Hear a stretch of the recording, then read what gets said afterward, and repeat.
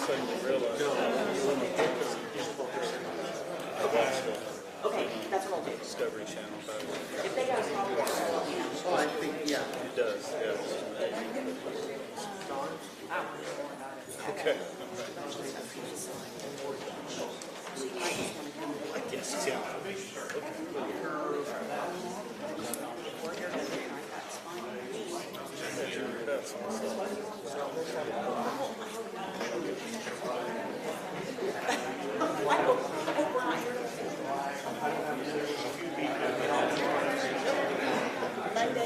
Monday would be fine.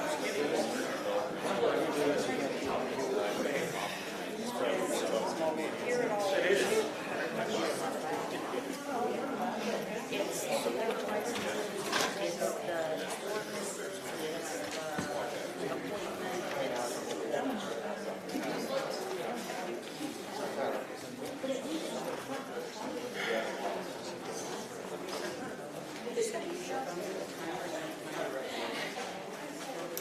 the appointment, he should be good to go.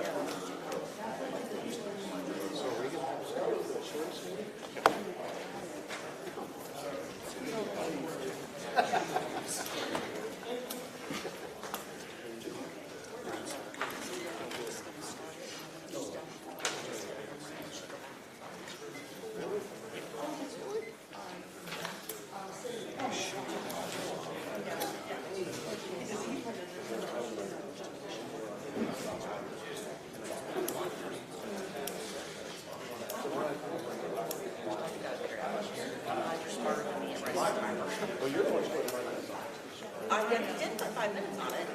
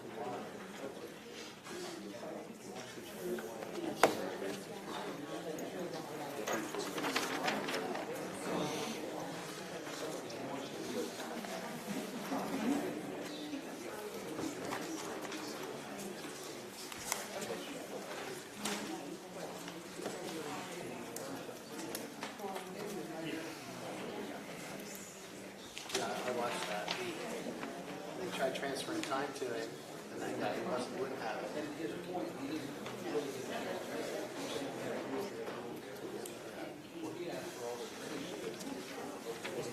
Yeah, so.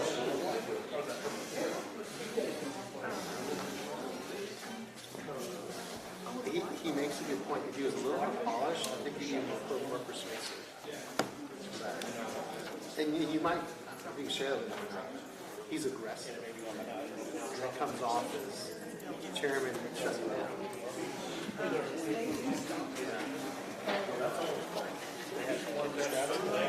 Yeah. Is he like a military guy?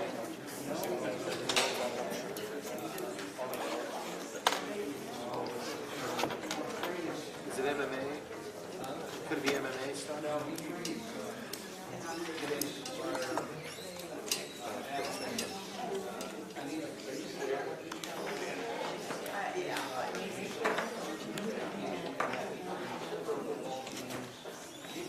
Well, he's right on everything he's saying. He just comes off as people don't receive it. I have 7 o'clock. I'd like to call the August 10th Shelby County Board meeting to order. We'll start out with the Pledge of Allegiance, followed by the prayer. If we all stand and lift our hats. Pledge allegiance To the flag of the United States of America and to the republic for which it stands, one nation under God, indivisible, with liberty and justice for all. Mayor Mitchell. Dear Lord, we come to you tonight to seek your wisdom and your peace, and just be with everybody here tonight in the crowd and the board members and everyone that's pertaining, and just give us wisdom and peace and thoughtful process to your will. In your name we pray. Amen. I'd like to have a roll call, please. Mark Bennett. Here. Teresa Bain. Here. Cody Brand. Here. Tim Brown. Here. Carol Cole. Here. Charles Davis. Julie Edwards. Here. Martha Fernhaber. Here. Clay Hardy. Here. Matt Kessler. Here. Annette Martin. Tad Mayhall. Here.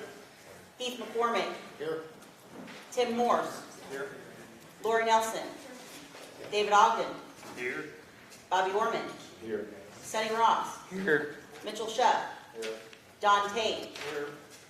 Brent Wallace. Here. Jeremy Williams. Here.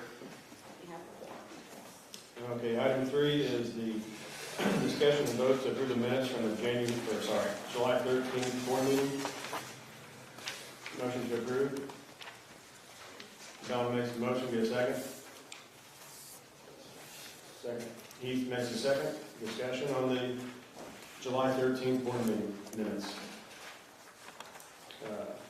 Lori. Motion to amend. And your motion is? Page 3, top 2 paragraphs. Page 3, what paragraphs? Page 3, Page 3. top 2 paragraphs. Uh-huh. The right as speaker. Who's on the floor. Bottom of page 3 and the top of page 4.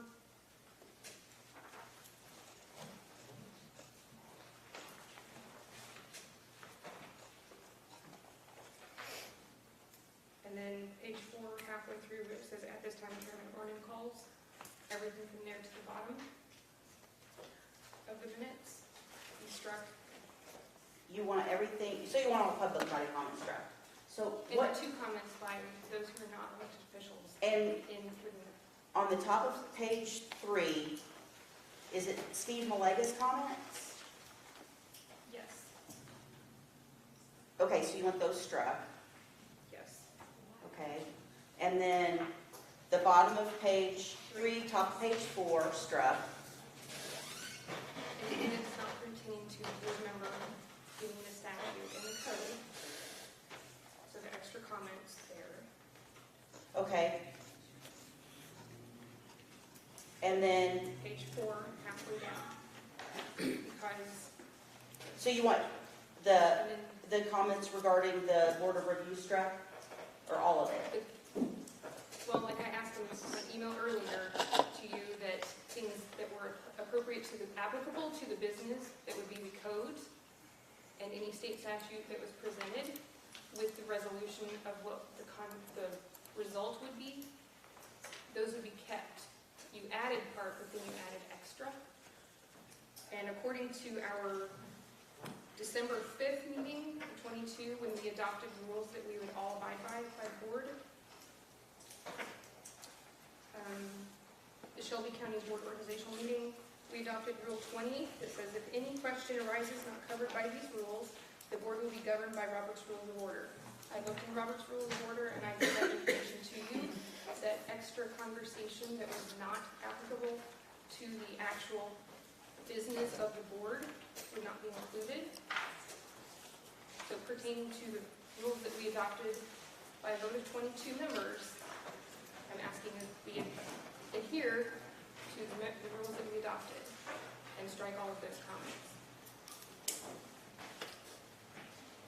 Okay. I will make those corrections and resend to see if those are applicable, if they're appropriate.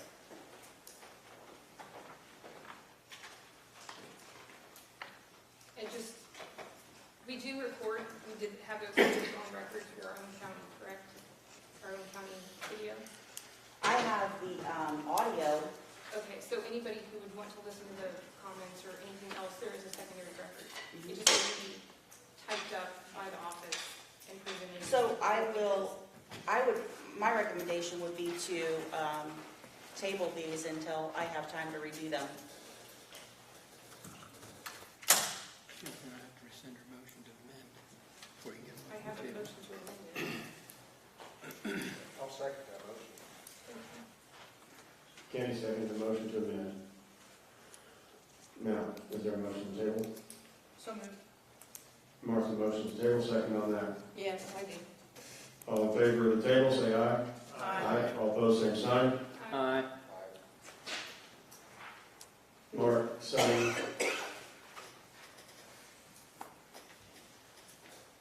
Mark, Sonny, Don, Cory, Kenny, myself. Sorry.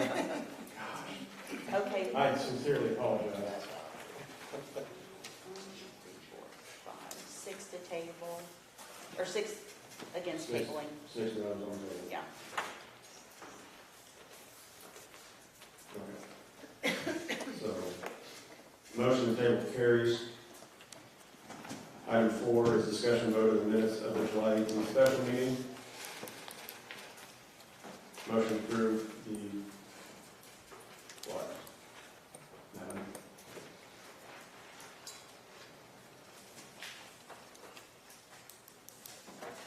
I did not make a motion. Hmm? I did not make a motion. I was not making a motion. Okay, yeah. That's true. So discussion and votes on the minutes for the July 18th special meeting. Motion to approve the minutes. Dave makes a motion to approve the minutes. Second? Second. Carol? Any discussion on the July 18th minutes? I make a motion to amend. Motion to amend? Second? I'll second that. Mitch, seconds. Any discussion on the amendment? What is the amendment? Yeah, so, sorry, make the amendment, please, and then we'll get a second. Thank you. For the purpose if there's a question about why, because in looking to do how, in learning how to do minutes appropriately for committee, I was learning the process. And it came upon me that public body comment is for the public to let people of the body know their thoughts and views and opinions, which I greatly appreciate. So in doing so, that is fulfilled by them actually being here and taking time and speaking to the public body. However, the minutes are specifically, according to Robert's Rules of Order, which we follow, is to record the happenings of the business that takes place. So the meeting minutes, which go on record, specifically deal with what motions are taken, what actions have been voted on, and what is to proceed from that. So the records are clear and substantial on their own, dealing with the business that happens. It is not to fill 7 pages of quotes and quotes. So you just want me to summarize public body comment for the July 18th? That would be great if you would, I can summarize public body comment for the special meeting, and then I will resend. thank you. I will try to get that done tomorrow, no promises. No. So- there was a concern about some other comments that were made by specific board members, which actually were pretty germane to the comment, to the workings of the public body, that actually did affect the motions that were carried. Those at times are allowable, depending on if we vote to approve those. Other times, it is not appropriate and it does not belong in the records. So that's the differentiation that I read in the rules. So I would ask to amend, as Ms. Fox said.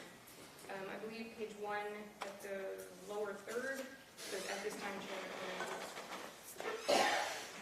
Oh, yeah, I will do from when it starts, public body comment. I will summarize that. Okay, thank you. So I need a second. So the amendment is to amend the public body comment, seconded by Mitchell. All in favor of any other discussion on this? I'd say table it until we get the revised minutes, please. Motion by Martha to table, and a second. Second by Jeremy.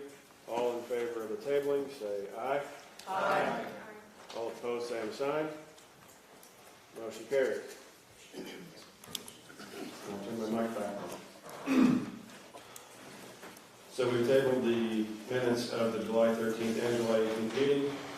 At this point in time, we will skip all the way down to item 11, which is discussion and vote to approve of a small list of things for the highway department. And first we have a resolution approving the appointment of Michael Tappendorf as the Shelby County Highway Engineer beginning September 1st of 2023. Mr. Chairman, if I can, I'd like to introduce Michael Tappendorf. At this time, Michael was happy to take any questions that the board may have for him. Road and Bridge, you want to take any icebreakers? If you would, did I have a hand up? I'm sorry, I thought I had a hand up over there. Now, I guess if you would, just a quick, not like where you went to school, but what's your degree in and what's your, kind of like your working history, I guess, so to speak, just for everybody to. Yes, absolutely. Once again, Michael Tappendorf. I have been working at an engineering firm in the Effingham area for the last 11 years.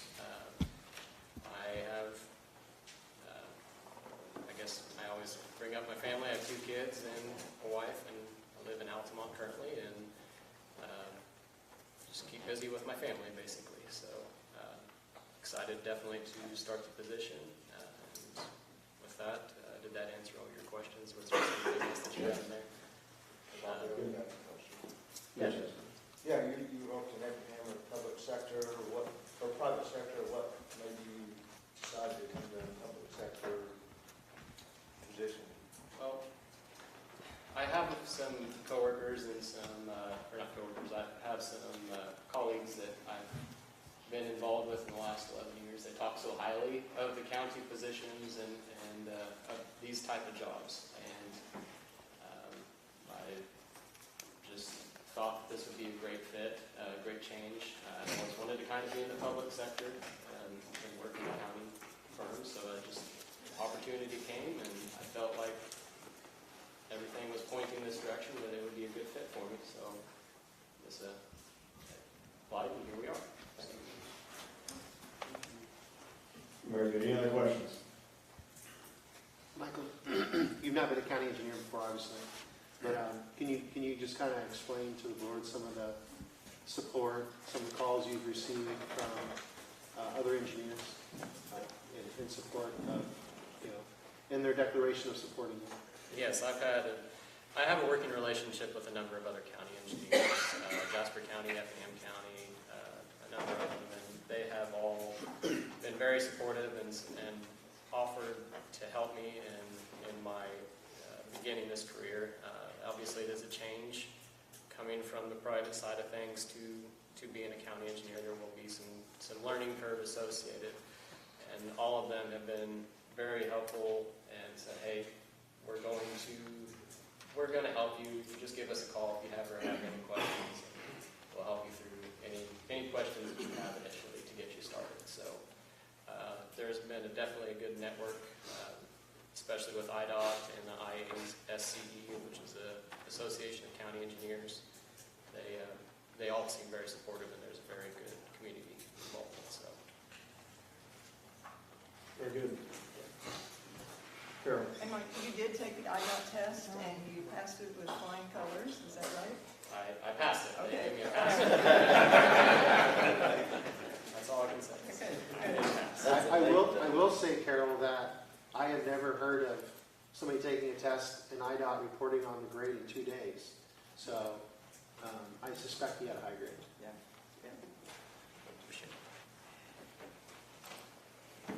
Any other questions, comments, before we call the vote? You don't have a motion or something. Very good. Need a motion? Heath makes a motion to approve of the appointment of Michael Tappendorf as Shelby County Highway Engineer, second by Lori. Any other discussions, questions? Hearing none, all in favor say aye. Aye. All opposed, same sign. Motion carries. Thank you. Thank you. Up next is the employment agreement with Michael Tappendorf as the county engineer. And, yeah, so it's the employment agreement, which you all have, should have had in your inbox somewhere.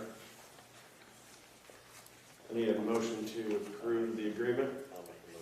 Brent makes the motion to approve the agreement, second by Martha. Any discussions or questions on the agreement? Yeah, just a quick question on the 12% guarantee over state compensation. Where does that number come from? Where does the 12% number come from? Yeah, how did we arrive at it? Will always be 12% over what the state recommends. So it is basically an adjustment that was done based upon a lot of what's going on with engineers, with the observation of other engineers that have been hired from other counties. Some have done 20, 25% increases over IDOT to attract and bring on an engineer. Others have been around the 10, 12% range. So this was negotiated with Michael through the Road and Bridge Committee, and we arrived on the 12% being satisfactory to successfully get him to come to Shelby County. Had it stayed where it was sitting in 116, Michael would not have entertained, could not have entertained that offer. There would have been no benefit for him. And then how often is the state, does the state adjust annually? Is it every 2 years? Because in the contract or the agreement, it looked like it was 2 years from now that it would be reassessed. Is that what the state? So that's a good observation. That basically was saying, Michael's coming in September, and then it's going to be looked at again on January of 25 instead of January 24. He's coming in September. We're not going to look at it in January 24. We'll look at it 25. I believe. Even if the state adjusts in January, we're not going to look at it because I guess the way it reads, we'll guarantee he'll always be 12% over the state. So in 24, if the state bumps, we don't bump, then we didn't give him the guarantee over. We're guaranteeing him that that's going to happen in 25. So when you read the contract, it says that will start in 25. So I don't have it in front of me. Chad, you want to read that part, or? I don't have it in front of me either. I was trying to bring it. I guess and maybe it does read properly. It almost read like two parts where it said we'll guarantee 12% above, Right. but not until 2 years from now, year and a half from now. Do you want me to read it, or? Well, you can. If you've got it, just so I can clear it up in my head, just to make sure I understand. Beginning September 1st, 2023, the employee shall be paid an annual salary of $130,000. IDOT minimum base is $116,500 for the calendar year 2023. The salary shall be adjusted on January 1st of 2025 and every January thereafter, and the salary shall always be 12% above IDOT's minimum county engineer salary program for Shelby County. Said salary is to be paid in equal installments upon the same terms as other Shelby County employees. So it's just that one piece. Yeah. I could see why it seemed confusing, but what we're trying to say there is, starting in January 2025, it will always be 12% above, starting at that time. Yeah, just for my clarity, could you read just the, will always be, Okay. part again, please?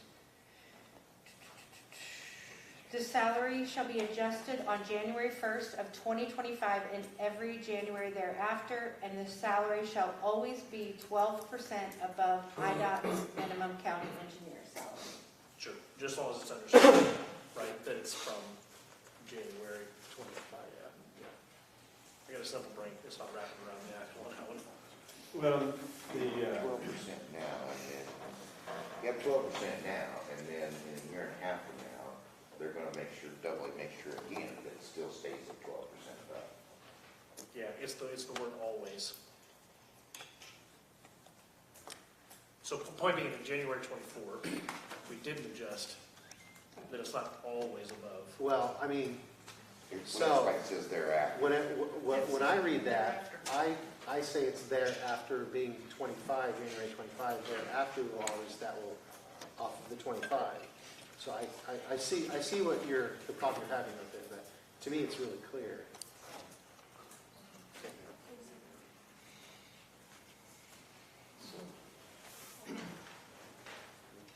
are we cleared up?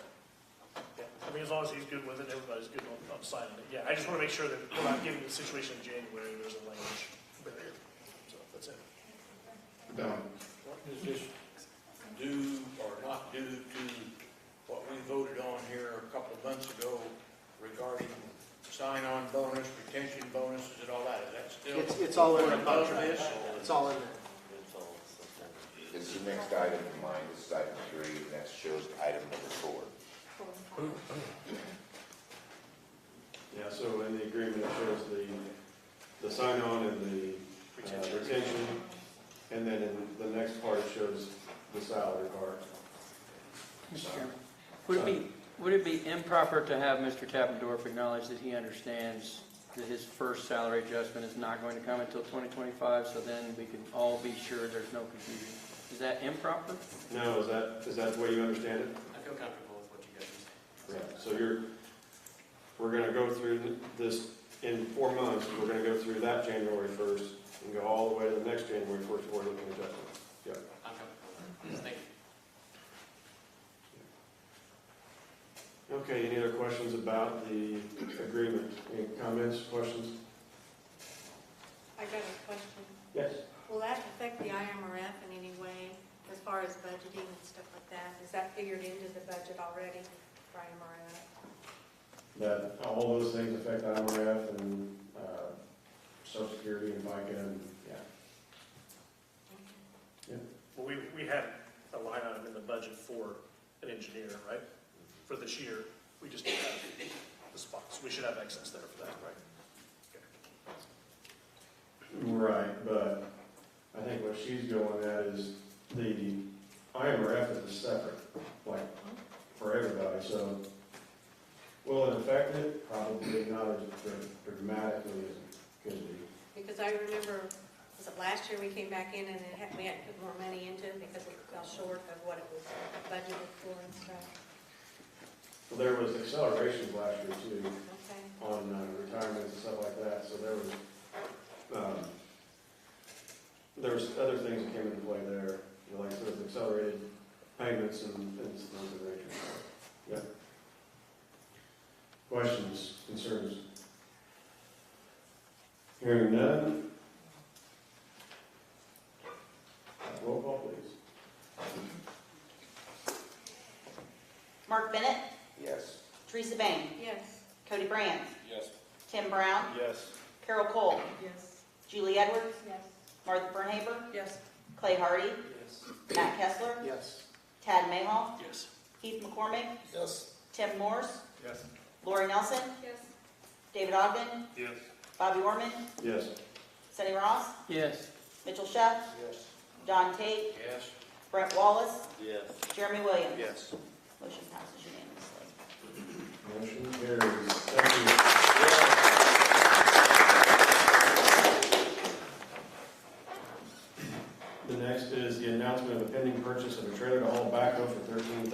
Anybody like to speak to that? We're just letting everybody know that the highway department, we have the money for it. I know that'll be a question I'll be asked if I don't say something, but we have the money for it. This is going to tremendously help the guys when they go to a job to be able to put the backhoe on a trailer as opposed to driving the backhoe to his job site. Be able to put it on a trailer. Trailers are already set up for this type of trailer. Our tandems are already set up to pull this type of trailer. So this is a tremendous benefit to the highway department, and they found it a tremendous deal. A trailer that's worth over probably $20,000, they found one for $13,000. So just wanted to make that announcement. That will take place. Is this what type of trailer is it? It's a big Tex, and it's designed. It's got the flop downs in the back, so the back hooking. It's got about 8 tie downs on the sides. I'm not sure the gross. Mitchell, do we know the gross weight it can carry? Up to, I think probably up to 20 ton. Yeah, I was gonna say 30,000-40,000 Okay, so pounds. yeah, more like 17. Probably so. 20,000 pounds. Okay. We saw a picture of it. It's in Clinton, Illinois, and we've already started to purchase a bill of sale with the owner. So I just wanted everybody to be aware of the purchase of the equipment. So. Hey, Bobby, on piggyback on his, it will save the money, county money indirectly, because they take that backhoe 20, 30 miles, it wears tires out really fast. Yeah. Oh, I agree on that. Yeah. Tires are too Diesel cheap. fuel, everything else. And times, travel time. Labor. It'll put the trailer will pay for itself. Yeah, well. Okay. So from there, we'll move back up to item 5. We have Dr. Rick Brown and Carol Cole. The airport is requesting $167,464 in ARPA funds to replace 6 of the 15 hangar doors. I will let Carol have the floor. And Well, Dr. Brown has all the information. I need to make a motion first, or do we want to listen to those? You want to discuss it first? there's no motion to be Okay. made. So just go ahead and Okay, present your information, please. thank you. Building construction for the airport was completed in the late 1960s and includes 15 hangars. 5 additional hangars were constructed about 12 years ago. The airport serves our county in many ways. Our airport provides our area farmers with a base of operation and fuel for agricultural spraying, both by fixed-wing aircraft and helicopters. We also have farmers from outside our immediate area who fly to see equipment from both Barker's and Sloan Implements. We have military aircraft use our grass runways for training. There's a chapter for Civil Air Patrol that uses our facility for regular meetings and on-site training during the summer. The organization Pilots for Paws uses our airport during transport of dogs for service animals and adoption. We're establishing an EAA chapter that will help youth who have interest in aviation with an emphasis on maintenance and repair. We have a flying club which recently received national notoriety by becoming the 200th club for the Aircraft Owners and Pilots Association. We have instructors who work with area people for licensure and advanced training. We hope overnight guests who are coming to Shelbyville for the lake and golfing or who are just transitioning through our area. We have community events which include the Balloon Fest, Car Show, Boy Scout Merit Badge Fair, and Young Eagle Flights. Our request is for funds to replace 6 of the original 15 hangar doors that are in greatest need for replacement. The current design is a bifold door that is operated by an electric motor to move a cable pulley system for opening and closing. The horizontal support in the middle of the door is 2 pieces of aluminum that is welded in the center of the door. There have been a number of problems occurring over the past 50-plus years the doors have been in use. The cables and pulleys break, the limit switch for the motor fails, which causes the door to open too far, and the weld for the centerpiece fractures from fatigue. Until recently, we had the doors repaired by Tony's Welding. As he is recently retired, we've had difficulty in finding anyone in our area to do work on the aluminum. The doors with the center support broken, bow in the middle from the weight and are susceptible to the wind blowing them in towards aircraft, and the side rollers coming out of the channel so the door will not move. The doors we are looking to use as replacements were found by our board member, John Hall, while attending the aviation trade show in Florida. It is the second largest show in the U.S. John spoke with a number of companies about both design and cost before presenting the information in our board meeting. We then followed up with another inquiry at the EAA AirVenture in Oshkosh, Wisconsin, which was just concluded here in July. It is the largest in the U.S. to confirm that this is the best solution for replacement of the doors. The door that we have chosen is made by the company High Power Door. It is made in the U.S. of steel and is hydraulic. It does not fold in the middle and has its own support rather than adding additional weight to the building. I appreciate the work put in by our volunteer members to study the structural requirements while satisfying our financial obligations to select this as our best option. Of course, we're asking for approval of the 167-464 to the county airport so that materials can be ordered, transportation arranged, and installation scheduled before weather would postpone the work. And I'll entertain any questions that you might have about this project. Rick, we did have two quotes. Yes. Yes. And the other quote was for, Well, we've got more than two quotes, but I mean, the one that we're presenting is the least expensive and includes what we're looking for. We've got another number that I can share with you too, but trying to look at apples to apples. One is this overhead door I was mentioning. You're welcome if sometimes somebody wants to go out and look at the airport or some of these doors, the way that they're bowing, you can look down the side and see how they're, pushed outward from the stress. The other bid that we had that Carol was talking about, not only is the door even more expensive, it is also a high fold door with no seam in the middle, but it does not have its own structure to support the door. It has to be hung off of the existing structure.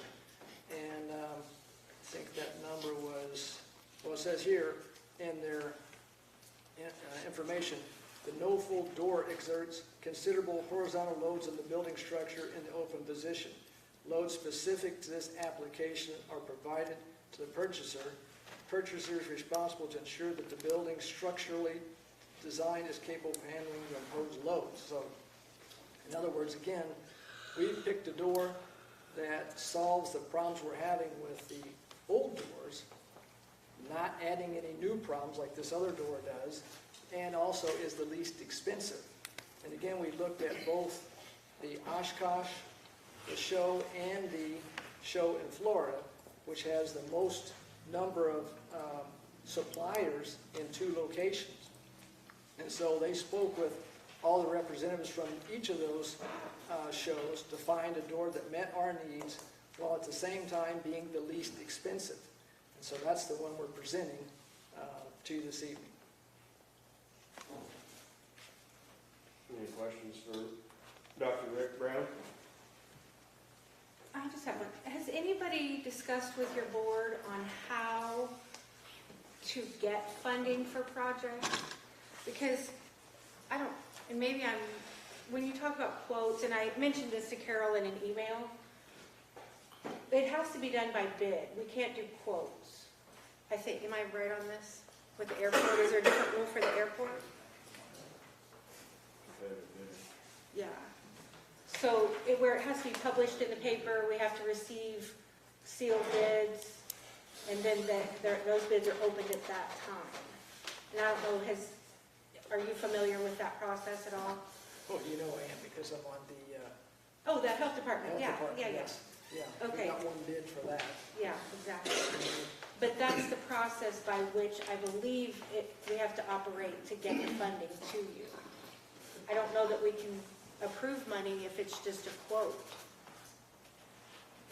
the problem with putting it in the paper is that these companies aren't in central Illinois. So the only paper we have is the Shelbyville Eagle. Do you So know is the Shelbyville Eagle gonna go to Michigan and Wisconsin and Florida? Because those are the companies they've been looking at. The two quotes we have right now, one is, Michigan and one is Wisconsin. yeah, Michigan and Wisconsin. There aren't that many that make this kind of door, and specifically for aviation. Hold on a second. Sure. Lord. I believe we ran across this with another situation in a different committee, that if it's a specific thing that you have to have that would be outside of the county to get several reasonable bids, you are allowed to send the generalized things that are not brand specific. You can send those specs to the various places you mentioned, Florida. Well, that's one of the air show Florida. Well, I've heard you found a supplier in Florida, so if you know there's one in Florida or Michigan. There was somebody online that was a Florida company. That Okay, That would I thought be an that's enormous where you found amount. the items. They went to a show in Florida, and this And company. that company was represented there? Yes, the company Okay, so from you- Michigan was there. Okay, so if there are 3, I would say, or more companies that make the specific item, did you send the specs to them, and then that's how you got your bids? No, they spoke to the people who are the vendors. I don't know if you've ever been to a trade show or not, but at Yeah. a trade show, you've got vendors there, Right. and they generally are going to give you their best price at the trade show than they are if you're outside the trade show. So the ones that we've got here as this bid is from the July trade show, and that was already in a discount. So the price is going to go up, and they're only holding it for a certain period of time. Around an 8 to 10% discount at a trade show over if you just call, any time during the year. So this price is only good for so long.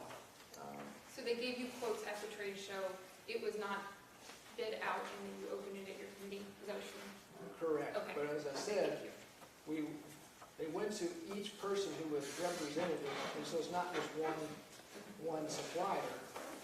And these are the 2 largest trade shows in the United States, so you're going to have people who want to sell their product at these big shows. So I don't know where you're going to find them if you can't find them at these 2 trade shows that are the biggest in the United States. Those are the ones who provide the information about the product, the specifications that we need, and also the price. And so we've done our homework to find out already, this is the least expensive.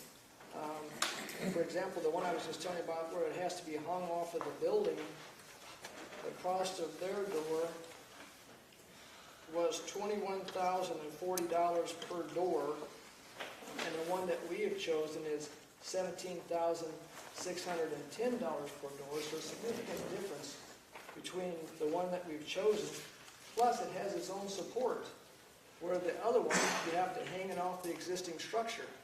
And that thing is, let's see, how much does it weigh?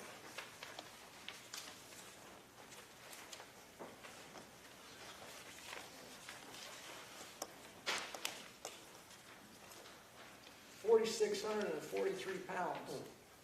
That's a lot of weight to be hanging on any structure, let alone an old building like we have. So the new one has its own support structure and is less money. So again, we've done our homework, both financially and structurally. Hang on, Martha. Sonny, you have a question? Yeah, I don't think there's any question as to which one is the better or not better. I think the question of concern is the bid process hasn't been properly followed, and what are we going to get ourselves into spending money we don't actually have a bid on, we have a quote. The bid process is not prohibitive from soliciting bids, but it's more inclusive to allow other people that you might not go and solicit. So there's no prohibition for you or you to solicit these door companies specifically for a bid. The bid process doesn't prohibit that, but just to get an estimate and a quote is not a bid. I think that's the concern. I know that's my concern. I don't understand the difference between what you're saying. If we've already solicited these vendors from the top 2 places in the United States, where do you think you're going to find someone else who's going to offer this? I'm not suggesting that there's anyone else. I'm just suggesting the proper course of the bid process hasn't been followed, to my knowledge. So by asking them what their price is and then providing their price is not, Well, you haven't officially declared a project, you haven't set bid specs, nothing's been published in the paper, nothing's been posted publicly. That's the process of the bid letting. And you've only solicited bids from this company, that company, and that company. You haven't made all of the other companies aware or given them an opportunity to be aware that there's a potential for. all the companies who were represented at the two largest shows in the U.S. were given an opportunity. So we didn't just pick them, we talked to everyone who was represented at the show. At the show, Yeah, correct. so it's more than 3. Well, I mean, it could be 100, but it still falls short of the bid process, is what I'm saying. I'm not insulting anything that you're doing, I'm just concerned that not properly following the bid process is problematic. Okay. Well, the only point I'll make is, again, at a trade show, you're going to get your best price. And so, by waiting, all you're going to do is up the cost. And I'll just leave it at that. But I appreciate you for your time, and Was Powerlift one of your vendors?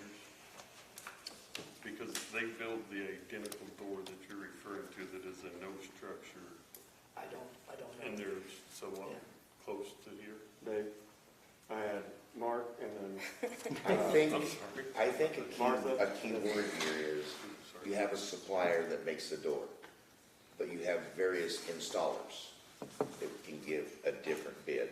It wouldn't necessarily just be the manufacturer of the door. They may not go to every state, but you have different suppliers that may have a different price for that installation. I don't doubt it's a great product. Personally, I like it too.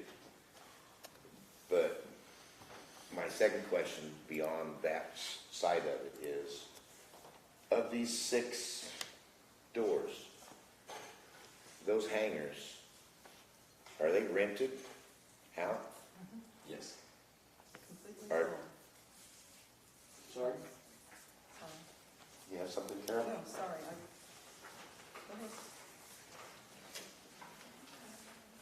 Are they rented to public or private?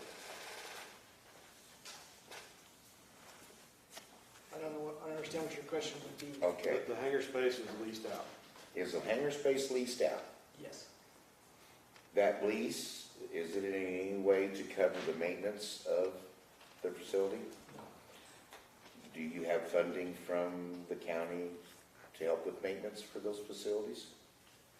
Or from the farm, the airport farm? 1/4 of 1% is what we get from the county, which is very little of what goes to support of the airport. So we have people who pay lease, that supplies some funding. We have fuel, but we are one of the least expensive fuel in our area. We're only charging. That's fine. I'm just concerned about that hangar. You mentioned a lot of activities that are happening at the airport, which is great. But how many of those activities there actually have to do with these 6 hangars that are leased out? What I'm trying to show you is the value of the airport. If these doors aren't functioning, then people aren't going to keep their plane at the airport. You can't get it in or out. And there was a incident just in Taylorville recently, the jump plane at Taylorville, the door did collapse from all this severe weather we've had. The door collapsed inward, damaged the prop on the plane, several $1,000s, and it is responsibility of the city of Taylorville, who owns the airport, now to pay for the damages. So it's more than... Most people in here probably don't know I own a small plane. And where I store it, the fees that I pay are for the upkeep of the building. I don't expect someone else to give me a free place to keep my hobby. So that was the question of whether it was private or public. Are we doing a service that is helping the public or not, is my concern. Are you familiar with the process of how the airport gets money to do projects? Where do you keep your plane? Insignificant. might Dr. Brown, play I'm not double team. familiar with how the I'm not airport gonna gets tell their them what money way to for go. funding a project, so if you would share, that would be great, Sure. please.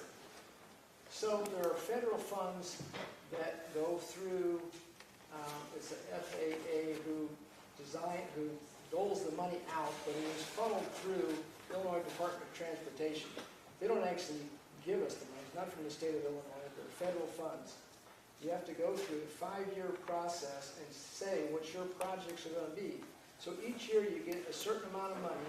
Shelby County gets a significant amount per year, but that number still is too small to do any one project. So it might take 3 years or so of money from the federal government to save up for one project.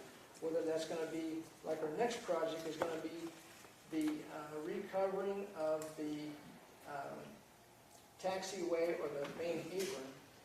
It's going to take us 2 years for that, and then following that, we're going to try to resurface the main hangar. That's another, 1.5 years of funding. So it takes several years to accumulate enough money to do one project. That is only, and those are specific projects that have to either be safety related, and you get a certain amount of money if it is like, I say safety would be a certain amount of money. If it's not safety related, then the amount of money that the airport pays is more. So if 5% is what the airport has to come up with our own cash to match the 95% for the federal government if it's a safety related project. One of the big ones that we did recently was the jet fuel tank project. That cost us a 10% copay to 90% for the federal government. But when you're talking about several $100,000, the most recent one we had was going to do a hangar was $850-something thousand for a 5-place hangar. Well, we were going to have to pay 10% of that. It takes a lot of money from what we get in taxes and from the farm and our expenses. You know, we pay our own insurance out at the airport. We pay one employee to manage the airport, plus the electric, all the other things that go into running any kind of business have to come from our income. And then if you try to add, then we got to save money for a 10 or 5% of some, $800,000 project. We don't have the money. That's what it boils down to. So back to Mark's question about the lease agreements, I mean, I don't know how long they've been in place or the last time they were raised, but I think everybody here has seen their mortgages go up, they've seen rents if they're renting. I mean, everybody's seeing everything go up. When was the last time the lease agreements at the airport were addressed and raised? When we did the most recent, if you have a newer hangar, which the ones I talked about before that were built 12 years ago, those are more expensive than the ones that are older. And, we're comparable to people around. It's not like we're any less expensive to people around us. But again, you got to remember that the hangar also, there is some electric and things like that to work the hangars. So I don't know what you want people to pay in order to be part of the airport. I guess I understand why we should be any higher than anyone else around us. We are comparable for lease. Should the cost not cover the expense? So I think my question is, as a taxpayer that doesn't fly, I'm not a hobby flyer, I don't fly, should my tax dollars go for the folks that have that hobby and enjoy doing that? I guess on the other hand, you could look at if you rented a apartment here in town or a home, if you rent that home and the home needs a new roof, do you pay for that or does the owner of the property pay for that roof? Well, the owner's probably collected enough rent that when the roof needs to be replaced, they replace it, and if it happens because of a storm, then I would hope that the owner of the home has the insurance to cover the home. They're not gonna pay, I understood the roof on my office, it's over $14,000. I'm not gonna raise my fees at my office to cover that $14,000. It's part of being an owner of a business, you know that things are coming up. So I don't wanna get into a long deal, but I appreciate your.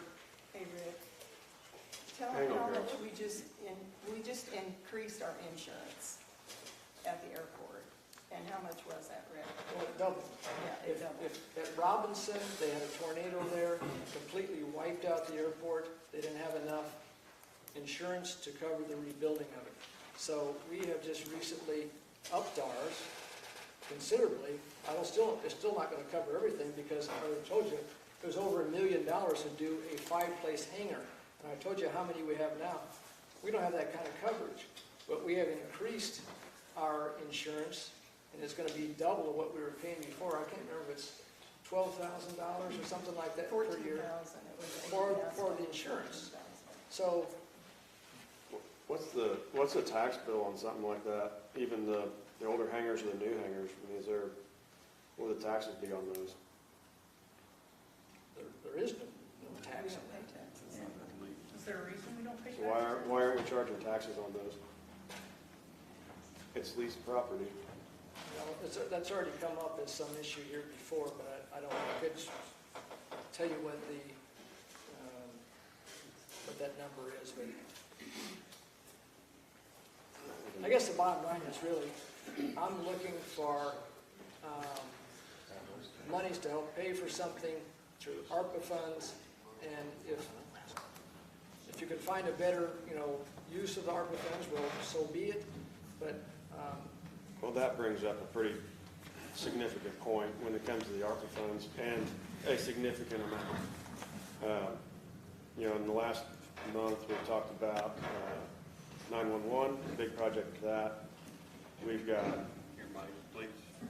sorry, we've got, so what I just said was 911 has a big project that we're looking at. And then, you start tagging this one on.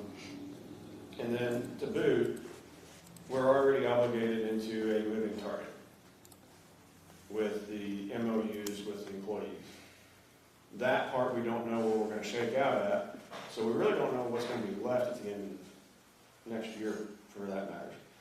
So I think this needs to go back to review and some more research be done. And I do think that there should be some proper bid process executed. And I think there should be maybe more of a financial explanation that comes forth. I mean, no doubt that the airport houses and carries on many different events for the public, but in the same breath, why isn't it more self-sufficient? If we're short, if our insurance is doubled, then where's our give and take on the income expense ratio just for the entity itself? So anyway, I'll digress to Julie. I could point out one more thing. You talk about the support of the airport. Our biggest income is from the farm. And because of FAA regulations, we are no longer able to plant crops in close proximity to the runway like we did for a number of years. There's a setback. I think it's 300 feet on each side of the runways. And because of the decreased acreage now, our income has been substantially decreased. We've made petitions to the FAA and so forth to try to regain that lost farm ground, but we cannot. And so if you take away the farm income, that reduces it. But that's still several $1,000s that we get from farming. But, even if you tried to raise something with the hangar fees and so forth, you're still not going to come anywhere close to what it takes for the several thousands of dollars it takes to run the projects at the airport. And again, it's more federal funded for projects. None of that comes from local monies. When you said that, when you said the FAA increased the setbacks, was that a mitigation of row crops or any crops? Does the grass have to be kept a certain height? I'm asking is like what kind of... Correct. You can't have anything. It has to be grass because what they don't want is animals and things coming out on the runways that could cause harm to a plane that's either taking off or landing. So it's all for safety. And we've asked for, part of that's because we have a GPS instrument approach coming in on runway 36. And there has to be certain, the trees and things cannot even be at a certain height. So it is for the safety of aircraft coming and going, and that's why, I mean, we've got some alfalfa that we were able to come in and get close, but you can't have corn or anything like that over a certain height. Even the soybeans are saying they're too tall. So it has to be set back considerably. Now, in bigger airports like Coles County, they have so much acreage around them that that setback didn't hurt them, but they're substantially larger than our operation here. Martha? I think if this is gonna go back to discussion, I'd like a more, in-depth answer on why those hangars aren't being taxed. Because you say part of the income is to be from the farm and the taxes, but then you turned around and said there are no taxes because it's not being taxed, and I don't understand why it's not being taxed if that's to be a part of the income. I can't answer those questions for you, I don't know. And that's why I say when this comes back before the board, to have that answer would be beneficial. If taxes are an important part of the income and revenue to the airport, to have the funds you need for projects, then I think we should all understand why there is no tax income. What kind of tax are we talking about? Sales tax? Real estate tax. Well, it's county property, yeah? It's got public purpose. No, it's a private entity renting public property, and in the airport authority, they have the ability to do that. So when you rent public property, you pay taxes on it. The leaseholder pays taxes on it, not the leaseor or the leasee. So, Julie? I think the ARPA money should have been distributed more amongst the community, but my question is, do you think that you could reach out to those people so that we can be in compliance with the actual bid process, so that we can take a legal vote? I mean, at this point, we can't even take a legal vote on money because we're not in compliance with how the bidding was done. So you want them to send, No, I don't. That's what the requirement is that I think if you solicit a bid to them, give the generic specs, I mean, you can't name any type of specific product, but just what you need, and they can send you a sealed bid, and then that's an official bid, and you can open them in your committee, and then we followed the legal process to get you the money. Laura? To follow up her comment, I do have, because we've had to do this before, I have the Illinois statute for competitive bids and for contracts, if you would like those. Specifically, it does say, just so everybody knows what we're kind of missing and looking for next time this comes around. Section A, any purchase by a county with fewer than 2 million inhabitants or services, materials, equipment, or supplies in excess of $30,000, other than professional services, shall be contracted for in one of the following ways. The first one is by a contract let to the lowest responsible bidder after advertising for bids in the newspaper published within the county. And if there's no county newspaper, but like I think Sunny said, when you publish that, then you can also request those other companies to send in their bids. so you can solicit individual companies. Along with posting it in the local newspaper, so that if there is somebody around, it does get to work out. But I mean, that's what the statute says, if you don't have that. So you need a letter of solicitation to an individual company, and then they would in turn send, well, I guess essentially what they've sent us already is what the cost would be. Yeah, and you could even say that we were, in a letter, that we were given this price at a trade show. However, we are funded with tax dollars. We have to follow the law to receive money. So maybe they'll honor that price that they gave you at the trade show, knowing that, you're trying to do the right thing rather than just asking for money. Well, the majority of these people's contracts are coming from airports that are not private owners. There's very few people own their own private airport with a facility like that. So they already know that this is a public entity, but I certainly can ask them to send it. Do you want to send it directly here, or do you want to send it? No. I mean, I would think the board. That's the airport board. After it's So after the newspaper. it just needs to be published? publicized in a publication somewhere, and then obviously the viewership isn't going to reach, outside of the state. So that's where you fulfilled your request for bid, and then solicit bids. Okay, I guess my misunderstanding was that by attending these events as a board member and asking for the fees and so forth, and them giving us a written price that we were doing our due diligence, but I don't understand what the difference is once you're asking, but. So, and another part is a sealed bid isn't a manipulated bid. So if you've got these three individuals right here in the front, and I ask for a set of tires on my truck, and I say, I'm going to put a publication in the paper, and these three all see that I put a notice out for trucks or tires for my truck, and they all send me a letter in the mail that says, I'll put your tires on for $400, I'll put your tires on for $450 and $500. I bring it back to my committee. Jessica and I would look at it and go, $300, $450, and $500. Well, there's no discrepancy. There's a witness to who bid, what their bid was, and there was no issue of bid manipulation. So that's part of the competitive bid process too. So that's why it's important to open the bids in the public sector. Okay, great, thank you very much. So item 6, we want to just bypass the room. 6, Jerry, did you hear back? Was 6 the? 6 Oh, is still Dory, this. never mind.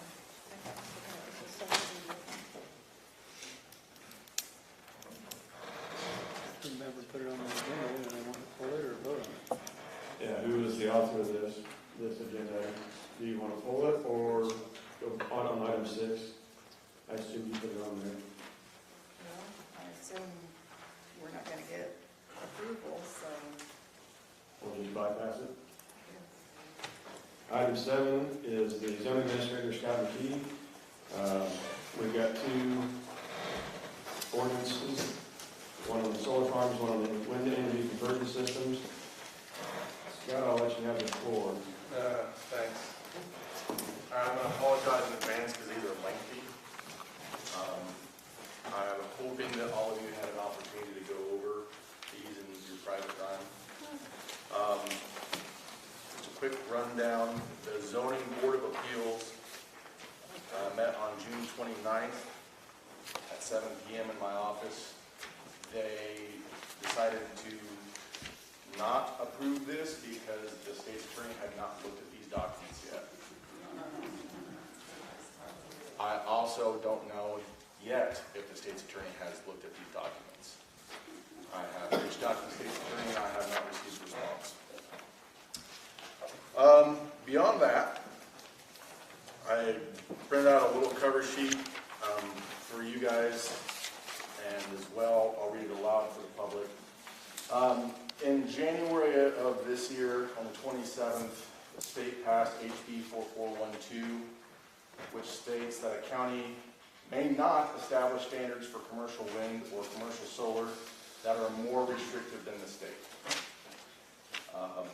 They may not require standards for construction, decommissioning, deconstruction, or financial assurances that are more restrictive than the state's agricultural impact mitigation agreement. A request for a permit shall be approved if the request is in compliance with HB 4412. The county cannot enforce a property value guarantee or insist on a property devaluation escrow account.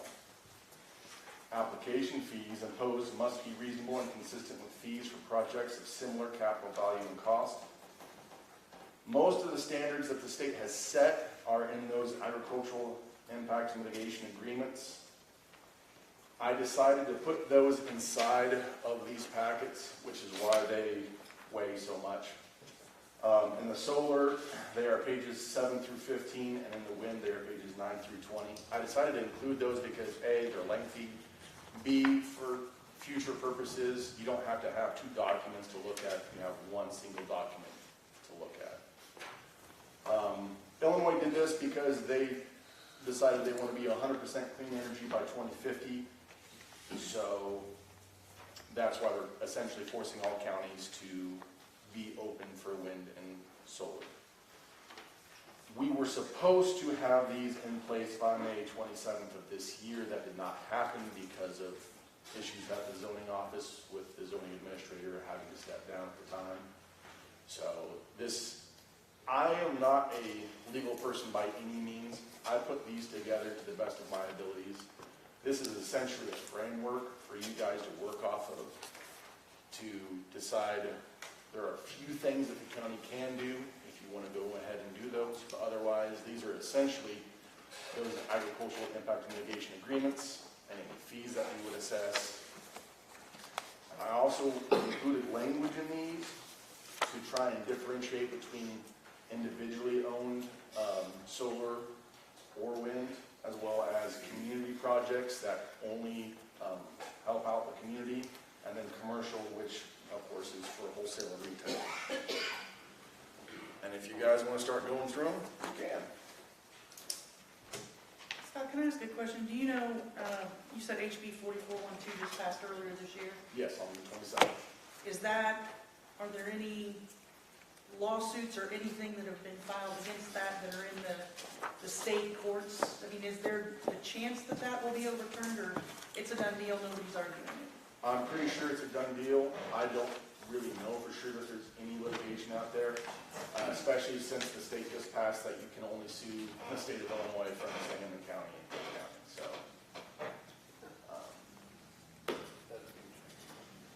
what's that? That's being challenged. That'd be good. Any other questions before we begin? Yes. Were the fees included, or just a guideline of fees? Do you give us?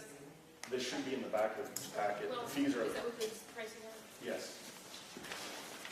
At the very back of the packets, on both of them, besides the title page, which on the solar one, there is no title page, but, so 0 to 250 kilowatts is $500, so that would be more of an individual. What? Maybe I'm confused on how that fees are charged. So the These fees are based essentially off of what we had, as well as other competitive rates. I didn't really challenge them a whole lot. So these So are, I'm very confused then. okay. So the cover sheet, the application fees imposed must be reasonable and consistent with fees for projects of similar capital value. That's the kilowatt fees? Yes. Oh, okay. So I meant for like an individual to have these things that would be charging like fees. Okay. So it's no different than if you got put a building permit for a house. Okay, that was my. This is just a size of the unit, whether it be a solar, well, this would be a solar probably, but, So it's based on the size of. Okay, got it. yeah. The production bill. Okay, thank you. Did we say that the zoning board did not pass these? Yeah, that was my next question, is this didn't come out of passing there, so can we even take action at this point? It's If it not, didn't come out of it's not a requirement of the ZBA. I don't believe it's a requirement of the ZBA to approve something for the board to approve something. However, it is it's a recommendation, another check, and another step in the process for ordinances. Well, can we recommend that it goes back to the zoning board? I would recommend that, yeah, it goes back to the ZBA. At least the ZBA should take it up and maybe even have some hearings on pertinent language that we want to put into it. And I'm pretty sure other counties have done that as well. They have ZBA hearings just for this type of stuff. Are you willing to pull the agenda item, or would you like for me to table it? I'll pull it.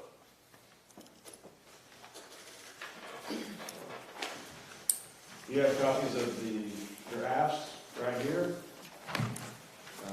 We will continue on with more hearings in the ZBA and things of that nature. So, is there any other major talking points to the ordinances besides what you've already covered? I mean, there's plenty of talking points, but mostly we don't have a lot of options. All that paperwork is just to say that we can charge a fee, essentially. I would recommend that the county pass a general provision to bury all DC power lines in the future, considering the amount of electricity any of these outfits would put out. That would be very dangerous in severe weather instances. But I did not include that in these ordinances. I think we have that power, do we not? I believe that you do. I believe we do. I think And we the should. only thing that's in there that needs to be removed, which I can start back over from scratch, is I did try and impose an acreage limit on these, but that is not legal, so that must be removed. Yeah. Thank you, sir. Scott, would you just repeat, I'm sorry, would you repeat your recommendation for the provision about burying DC power lines, DC power lines? you know, keeping them below the ground, and that's, the AIMA has provisions in that about burying lines, but they don't necessarily require it. I think that we should require it for safety's sake. Okay, that makes sense. Is that something you can work on with the zoning board as well, commission? Well, yeah, I can. Mark? I might point out that you said DC voltage, but AC voltage they don't like to put underground. Correct. In case everybody knows that there's a difference between the two. I don't know how many people know the difference. It's an electrical thing. One's direct and one's alternate. That's about all I know. Your household is AC, your batteries are DC. Okay, any other questions for Scott while he's here? Okay. Hearing Thank none, you. we'll move on. Thank you. Scott. Thanks, Scott. So up next is item 8, discussion of votes to approve the compensation $3,500 to King Company for breach of contract for the county form signed September 2023. Yeah, for the 22-23 farm season on the recommendation of the farm committee. Moving forward. The farm committee talked about this. Kenny did have a contract or an agreement with the county to plant and harvest wheat and beans. He did the wheat, and because he wasn't allowed to plant the beans, he basically is not getting $10,796.50 that he bid on. His agreement says, and I believe you all received that from Jessica, that Shelby County may terminate this agreement at any time for any reason by giving 30 days notice in writing to that effect to the operator. He did not get 30 days notice. In fact, he was not told that he was not going to plant the beans until July 14th. And that was Well, the that's day. not entirely true. That was after the last board meeting. You had told him you would let him know after the board meeting if he could plant. And the next day you sent him a message and told him that he was not going to be planting. That was June 30th, so that's not entirely true. No, I have it right here, July 14th. You said the board has not authorized any further action on the farm. Carol is now the chair of the farm committee, but that doesn't give her the authority to act outside of the scope of the board. The board didn't take any action to plant beans. That was July the 14th. on Friday. And on June 30th is when I actually had a text that I have that illustrates that there's no authorization to plant the beans at this time. And prior to that, there was numerous verbal conversations because there was the cancellation of the bean order when the June 12th meeting? June 8th. I think June 8th. So somewhere around 8th, 9th, 10th, or 14th on a Monday or Tuesday, I had talked with FS about seed. And then between FS, myself, and Kenny, we were all in communication. Granted, it was verbal communication. So there was communications made, not in writing. Martha? To finish the part of that part of the contract, it does say, as Carol read verbatim, about the 30 days notice in writing. to that effect to the operator, but it goes on to say, in the event of any termination by Shelby County, it is agreed that Shelby County shall reimburse the operator for incurred costs related to purchasing of seed, fertilizer, herbicides, farm supplies, and other farming expenses completed but not paid, upon the operator providing a copy of the invoices for incurred costs.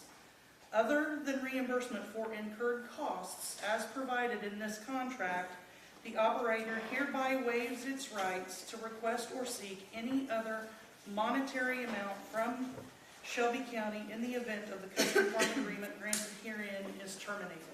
It's clear right there, unless he has invoices that we need to reimburse him for, which would be our duty, to pay him something, just to pay him something. It clearly states right there that he waived any rights to that. He is not asking for the $3,500.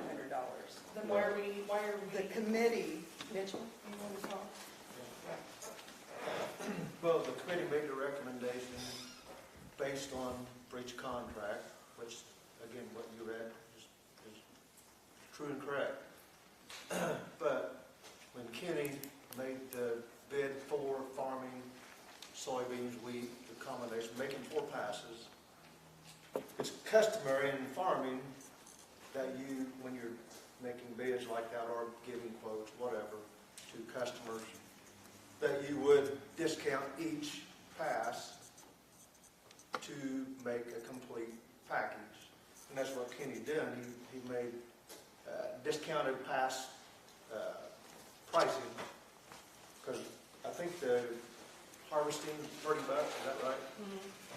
So that's way below university standards. I think, Mark, what's the university standards? $54 or something like that for custom harvesting. I haven't been that long. Somewhere in there, so I should have got that, but it's above 50. So Kenny did give us a heck of a deal on that. So we seen that as, we cut his income in half. We didn't give him the whole 100% of the second 2 passes, but we felt like he'd done us a very, very good job. I mean, if I was looking for a 10, I'd probably call Kenny, and he was good. So, and very polite and very good mannerism. But anyway, that don't enter into the contract, but just look at that. He gave us a heck of a deal, and what the farm grows on that wheat. 117,000. Okay, so he done us a really good job of doing that, and I just think that he needed that extra little compensation because he didn't get to make those other 2 passes, because he did give us, because if this is speculation, if somebody would have quoted just to plant the wheat and harvest the wheat, those numbers most likely would have been higher, so per pass. So that's my justification for it. So. Jeremy, the agenda calls for $3,500. Was there any product or service that was delivered or rendered in return? Okay, so if there's no product or service delivered or rendered, then what is the public purpose for this $3,500?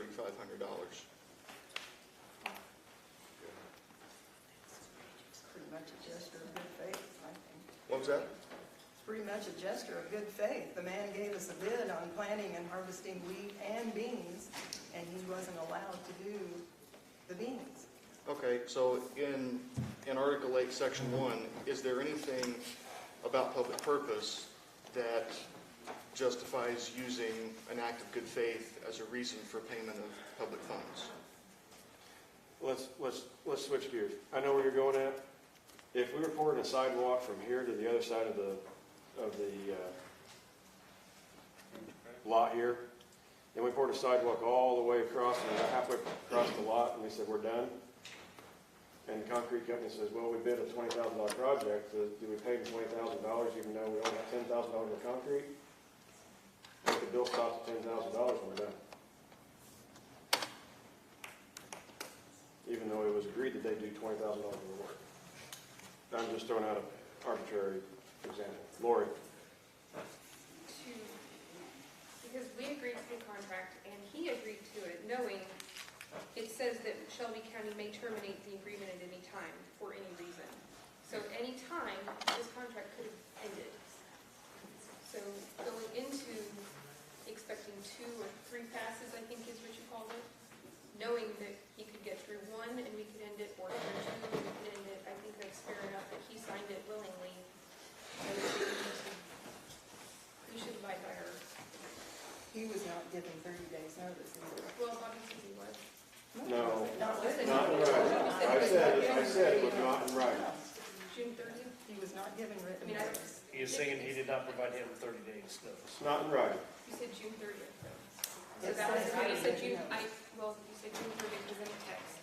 What is that, 30 I don't think a days? text message is considered Text in writing. messages. Well, there's no Actually, written address. There's Is some it? interesting court cases where people have engaged in grain contracts on a text message, and they got hung out to dry, so actually it does. Oh, I wouldn't have Anyway, considered that in I writing. digress, that's another fun conversation. No, I didn't give him 30 days written notification, but it was verbal long before the June 30th meeting. Because even FS knew back in June that there was, after the June meeting, FS knew that there was seed sitting there, that 14, well, it'd be 200 units of beans, 240 units of beans was sitting there, ready to go. And they had to find a home for them. Words matter, and if it's not in writing, it's not in writing. Well, that's our proposal. Yeah, Jeremy? Yeah, I reached out to get legal counsel on several items on the agenda, and this was one of them.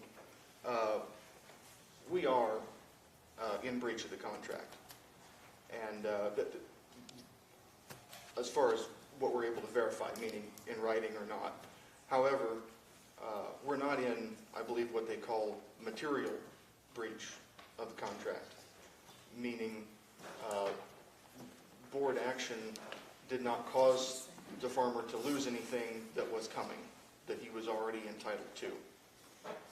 And so between that, not being in material breach of the contract, which means no material was lost, there wasn't a service or a product that was rendered or delivered, and the contract says what it says,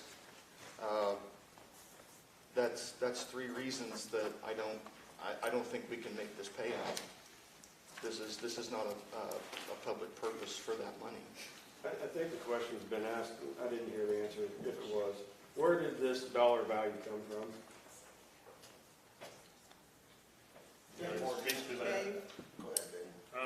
Basically, I spoke with Kenny in that meeting and asked him what was his anticipated income had he performed those tasks.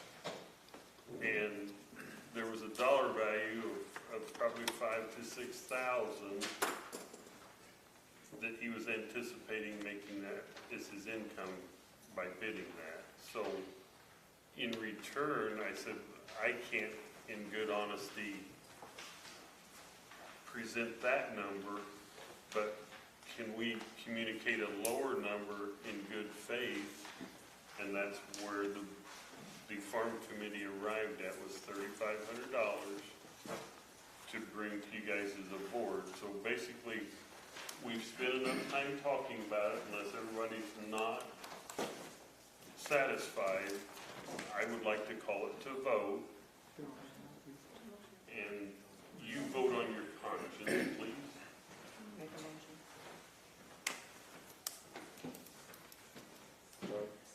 Yeah, you don't have a motion or a I second. make a motion that we pay the $3,500. Teresa makes the motion to pay the $3,500. Second. Carol seconds the motion. We are spending money. Roll call, please. Mark Bennett, No. Teresa Bain, Yes. Cody Brands, No. Tim Brown, No. Carol Cole, Yes. Julie Edwards, Yes. Martha Fernhaber, No. Clay Hardy, Yes. Matt Kessler, No. Tad Mayhall, Yes. Heath McCormick, Yes. Tim Morse, Yes. Lori Nelson. No. David Ogden, Yes. Bobby Warman, No. Sonny Ross, No. Mitchell Sheff, Yes. Don Tate, No. Brett Wallace, No. Jeremy Williams. No. Motion fails, 11 nays to 9 ayes.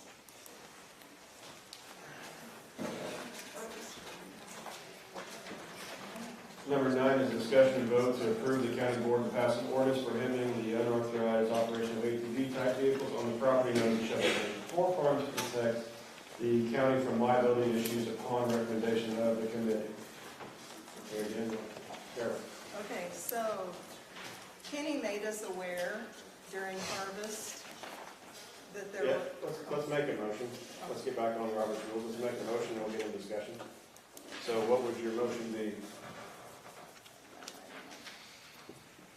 Do you have an ordinance? We do not. Okay. So if there's no ordinance, let's just have some discussion about this. We'll get through some discussion and we'll go from there. So, go ahead. I think that's what we wanted to talk about, was do we need an ordinance for this? So Kenny made us aware during harvest that ATVs were coming up from the creek. There were a lot of paths. They weren't in the fields, but they're along the fields. And he thought it could be a liability issue for the counties. And so we met, and I think he talked to you about it too, that we should meet and talk about it. So after the last meeting, I took Mr. Hanlon to the farm and met with Kenny, and we looked at where it was. He even suggested that if we had to put signs up, there might have to be several signs to put up. You know, so basically this is a discussion. Is it a liability issue for us? It's probably been going on for a long time. Do we need to do something about it? That's why it was brought up. So I learned some things on this, that it never occurred to me, because we talked about this at the last meeting, that, you know, probably need to have something done in order just to kind of protect ourselves on the liability side of things. Traditionally, I've always been taught that without proper posting, and proper posting is all statutorily guided, you know, if somebody trespasses and they get hurt, well, the landowner still can be pretty much liable for the injury, even though the person's trespassing, but they're not trespassing because it wasn't properly posted. All right, I digress. What I learned was the farm is no different than the sidewalk. It's public property. If somebody walks down the sidewalk and they slip and break their hip or bust their kneecap or crack their head open, is the county liable for a suit? No. So actually our liability as a governmental entity is very, very, very, I'll just say so, it's almost not. So what I learned basically is the infrastructure in which it would take to post the property and restrict public access is going to be an expenditure of funds, hard to police and maintain, you know, monitor, and then of course you're restricting the public access. So I was of one opinion 30 days ago, and now I'm completely not that opinion. So, but that's what I learned. Any other questions, Jeremy? I just want to say this is another item I reached out for legal counsel on, and also the liability to the county is extremely low, is what I was told as well. It would be different if they gotten in the crop and destroyed property, but since they stayed on the edge of the field and in the creek bed and things like that, it didn't really do any harm at all. And people get on wrecks on county roads all too often, and the county's not liable for that. That's public property, county property. So I don't think we're liable there for this. Sure. There is a statute that covers this. It's 625, 511-1427 in its subsection H. And on publicly owned lands, unless such lands are designated for use of all-terrain vehicles or off-highway vehicles, for public-owned lands to be designed for such use, all-terrain vehicles or off-highway motorcycles, a public hearing shall be conducted by the government entity that has jurisdiction over the proposed land prior to the designation. So there is a statute that would prohibit that on that land. Can you give me that citation again? Yep, 625, 5/11-1427, subsection H.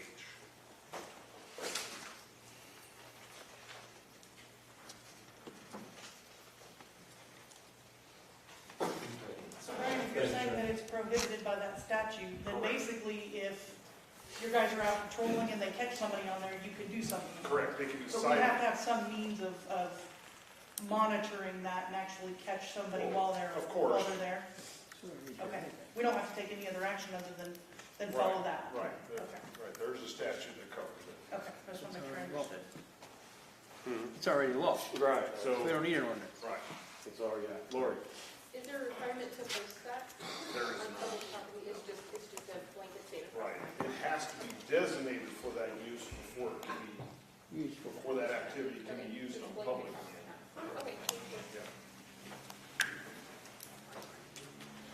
Any other discussion about the ordinance of the such? I think we kind of covered the bases on this. Yep, thank you. Item 10, or we're going to pass over item 10, Senator? Yes, sir. Item 12, discussion and vote to approve. Jeremy, did you want to pull this one? Which one is this? Number 12. Whistleblower. Number Okay, 12? is that what we're talking? No, we're ready to move forward with that, I believe. We're good on this one? Yeah. Okay. Item 12 is discussion and vote to approve the county whistleblower policy upon the recommendation of the legislative committee. So moved. Jeremy makes a motion to approve the policy.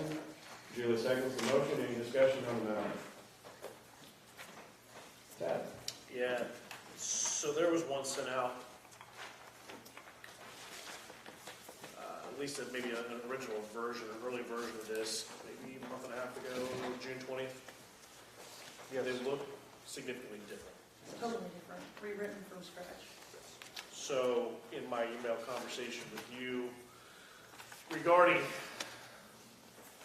so the original one had two places, right? And my original question was, if for some circumstance those two places were an issue, where does somebody, file? So now we've removed, it's no longer two, it's just one place for somebody to file. And it looks like we removed anonymity. So that's because the committee did further research into whistleblower policy. We already have the Whistleblower Act in statute. It's a law. Just like with the last agenda item, there's already a law for that. And so we've cited that, so the policy is pursuant to that act, the Whistleblower Act. But anonymity is, I believe, contained in the Whistleblower Act for blowing the whistle on certain illegal or unconstitutional or unprofessional behaviors. This whistleblower policy is if there is retaliation against the whistleblower. This isn't for blowing the whistle on something that's wrong that's going on. This policy is for protecting that person from retaliation for having done so. So if I understood the first version, it was to provide a venue for whistleblowing. Yeah. The second version is not that. Correct, we retooled. Okay, so then I guess back to my original question, my email to you last month, or I guess it would have been June, is with the one venue that people have to go to for this, if that venue happens to be the source of complaint, then what?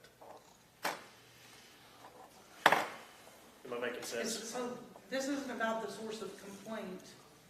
Tad, if you're referring to the state's attorney's office so that everybody knows, is referring to that. If somebody wants to blow the whistle on something that's going on with the state's attorney's office, then my guess is they go to the AG. Yeah, Right? and I'm That's trying not a to county remove issue, the but guess, what and this- that actually was my question to him was, is the Attorney General next? So the original was state's attorney, sheriff. If for some reason there was a conflict with both, what was that third avenue to provide a venue? And so now that we've gone from being whistleblower to whistleblower protection piece, what is, because we didn't define what a second venue or outlet could be for the person to go to. What came out of committee the first time, in all honesty, should not have come out of committee, because it wasn't really coherent with the Whistleblower Act. You don't provide a whistleblower anonymity. If you do, then they're not really a whistleblower, right? So if somebody says, I know this is being done illegal, but I don't want to tell anybody, well, then nothing can be done. You're not blowing the whistle. The whole purpose of the whistleblower policy is to give a whistleblower protection from retaliation. So they can't be fired because they blew the whistle. They can't be passed up for promotion because they blew the whistle. They can't be demoted because they blew the whistle. That's what you're doing. You're protecting them from retaliation for blowing the whistle on something that's being done unlawfully. And so when we say the first time, when the first policy was attempting to keep them anonymous, it had the two sources to go to.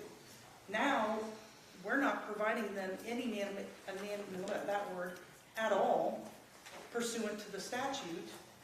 And what it's saying is if they are retaliated against, it gives them the venue to report that retaliation, which is to the state's attorney's office. Yeah. So if somebody in the state's attorney's office blows the whistle and the state's attorney retaliates against them, then they've got to go up that, I'm going to call it food chain, if you will, of legality.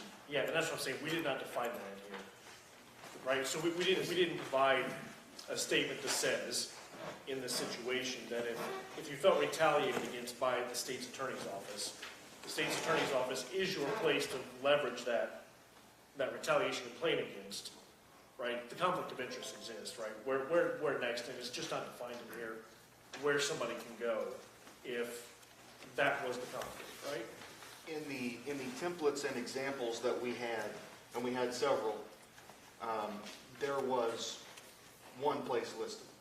The policy from Joe Davies County that we were supplied with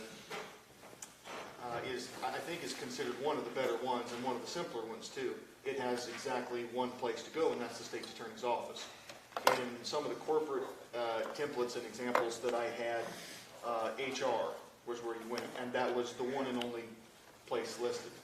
I think we had one from yet another county, and they had exactly one place listed, and it was the state's attorney.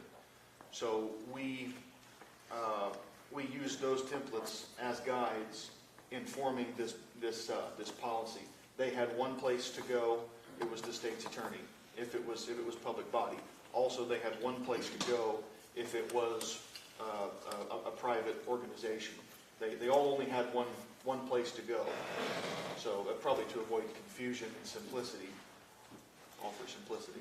Well, and I also think that the state's attorney is who helps enforce the laws, right? So the Whistleblower Act states that you cannot retaliate against a whistleblower. So if somebody's claiming retaliation, they're going to go to the top law enforcement officer in the county because it's a legal matter. So that's Sorry. And I'm sorry if I'm speaking. Point, yes. This is a conversation with the board. I'm sorry, but I'm an employee and I have a real concern with this, and I'd just like to voice my concern if I could. Before you vote on it, please, that's all I'm asking. When we go to the vote, then we'll go to the public comment later on. You're going to vote it, and I want to voice my concern. Board action, board conversation. So, we're back to the Whistleblower Act, is what our whistleblower policy is drafted off of. Any other further conversation? Senator? Is there a problem with adding the sheriff's office? Is that problematic or unnecessary, or you're shaking your head, Julie? Would you like to answer? No, I'm just thinking that we've retooled this several times, and I thought compared to what the other templates that we went off of. I'm okay with it. It seems like that if there was at least one other office, it might remove some anxiety about it, perhaps. Sure. Or there may be 3 other offices or 5 Well, other offices. I think the top law enforcement and the top legal counsel, I mean, beyond that, you're talking, every office, having to deal with it. I don't know that that's necessary. If the person works in the state's attorney's office, they can go to the sheriff, and if the person works at the sheriff's office, they can go to the state's attorney.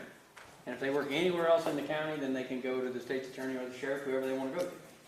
But I think that's the thing, like kind of what Tad was saying, and I thought too when we discussed this originally, we were writing the policy to encourage people and assist people with coming forward with their concerns in order to protect people with their concerns. Sure. So that is already written for us. We didn't need to do that. And then having discussed more in committee, we're trying to figure out how to protect the person once they have come forward in the event that something happens. I don't know that we need to go further than the state's attorney. I mean, at that point, I guess if they feel like the state's attorney is not supporting them or retaliating against them. I'm going to be hesitant to report to the state's attorney that I work for is doing something wrong. Okay, I see what you're saying. Like if it's someone Right. within So that office. I'm employed by the state's attorney's office. I need to blow the whistle, not going to the top dog. What you're discussing has nothing to do with this policy. It's not about blowing the whistle. It's about protecting the person after they've blown the whistle. The person's already out there. They've already reported on the deal. It's known. I turned somebody in. It's now, I haven't been promoted in 5 years, That's what the policy's for. And I'd just like to add, we don't have to have a whistleblower policy as a county because we've got the act, it's there. This is a show of support to anybody that blows the whistle, that we're gonna do everything within our power to not allow them to be retaliated against. That's the whole purpose of all of this, that if you see something, say something, and we're going to help protect you from retaliation. Yeah, it's also part of GATA compliance as well. Because if you're dealing grant monies and you see grant fraud, or if you see something like that, those types of things come into play. Well, if one of the GATA requirements, or not requirements, but checkboxes, is a whistleblower policy. So if we show that we have a policy, now we're getting better and better rankings with the GATA. So even though it's written as a federal act, whistleblower is a federal act or state act? It's in state statute. Even though it's written in state statute, we've adopted a policy of such that shows that we can do that in the GATA too. Anyway, okay, so I had. Well, I just want to clarify, to your point, I understand what it is, right? I understand what we're doing, right? We're not creating a new policy. What we're doing is creating a retaliation thing, and I get that. But to your point, if the person felt that, let's just say let's just say it was the sheriff on here, right? And they felt the sheriff was the one that did the retaliation, they're supposed to report that to the sheriff. Right? Like they feel retaliated against, and the sheriff is the person you're supposed to report retaliation to, but the sheriff did the retaliation, where does that go? That's the conflict we have here. We don't have two avenues for somebody to report this. We put the state's attorney. If the person feels retaliation came from the state's attorney, but they're supposed to report it to the state's attorney, to Mr. Ross's point, where does it go? Right? They're not going to do it, or if they do it, they don't feel it's going to go anywhere. I don't know, there's a bunch of stuff going on in the federal courts right now about it. I don't know. So do we need to add another office? I agree with the gentleman, and I would like to amend this to just simply include Shelby County Sheriff's Office, his email, his address, and then I think that solves the anxiety. We have 2 avenues. They're top officials in the county. They're law enforcement officials in the county. If they have a great relationship with the sheriff, they can turn into the sheriff. If they don't, they can turn into the state's attorney. I would make a motion to amend this to include the sheriff's office. Would you be willing to second that? Tim Moore second. Can we have a little bit of discussion now Yeah. about that? Sure. I think if you do that, they're gonna be more apt to fill one of these out. I think if you don't do that, I don't know how many people will use this. It only hurts them not to do it. I I've been understand. retaliated against and I'm keeping quiet. That's fine if they don't want to report it. I understand, but I just think they'd be more apt to use this if you added a second person to it. Call the vote on the amendment, please. All in favor of the amendment, say aye. Aye. All opposed, same sign. Nay. Nay. Cody, Martha, Heath, Lori. Tim Brown. Are all nays? That'd be five. Okay, so the motion carries on the amendment. So we'll go back to the original motion of the whistleblower policy as amended. And that was made by Jeremy, seconded by Julie. Any other discussion as amended? Lori? So the amendment really only applies to those who work in state's attorney's office who feel like they cannot talk about retaliation. No. I mean, literally, it would, They have two because avenues. otherwise, as an employee or an elected official, the state's attorney would be obligated to work, would have to consider representing them. Say that again. If, say, an employee, a county employee, fills this out, blows the whistle, says we have a problem, they get fired, they can still go to the state's attorney that does this. Really, it's just the state's attorney's employees. Again, that's in backwards order what you said. They blow the whistle first, And then they're and fired. if they're fired then, Then they would. this policy protects them in the event that they're fired, because that's the retaliation. Yes, which would only apply to the state's attorney's employees if it's. I'm not saying nobody else in the county can use it. But if the state attorney's employees feel retaliated, then they would go to the sheriff's. So it's really those are the only people that would be directly affected by this amendment, to go to the sheriff instead of. I mean, anybody can, but yes. What it does is it creates a second avenue of approach. Is that anybody can go, Anybody can go to those two offices and report a whistle. Report. Julie, I think understands what you're saying. Yeah, I got it. But I know what you're saying. If you've got a conflict in this office, you can go to the other office for support. But guess what? You're still gonna come back to the state's attorney for processing and charging. You're still gonna go from the sheriff and investigatory measure Yes. back to the state's attorney for charging. Yes. You know, so if the allegation and the investigation happens in the sheriff's office and it's against the state's attorney's office or an employee of the state's attorney's office, doesn't matter, then it's still got to go through the SA for charging. So, either way. Go ahead. Could it be the Attorney General? Yeah, and as a county employee or as a county official, I'd probably hedge my bet against a neighboring county state's attorney to represent me through the appellate process, if nothing else. That's neither here nor there. We're getting off in the weeds. We're just trying to create a policy that protects the whistleblower. So I had a motion and a second, as amended. All in favor of the policy as amended, say aye. Aye. All opposed, same sign. Motion carries.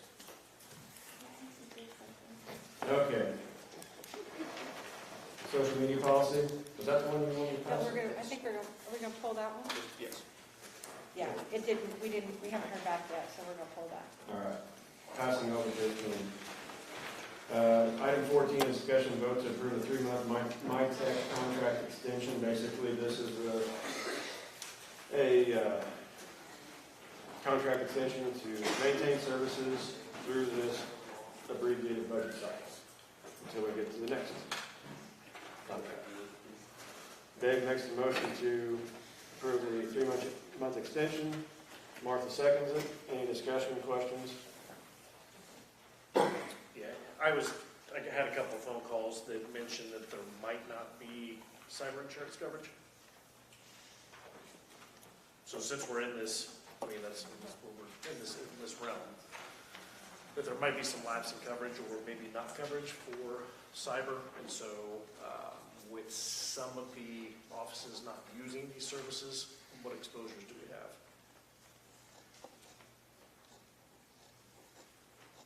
Dave, you want to speak to that, or can you speak to that?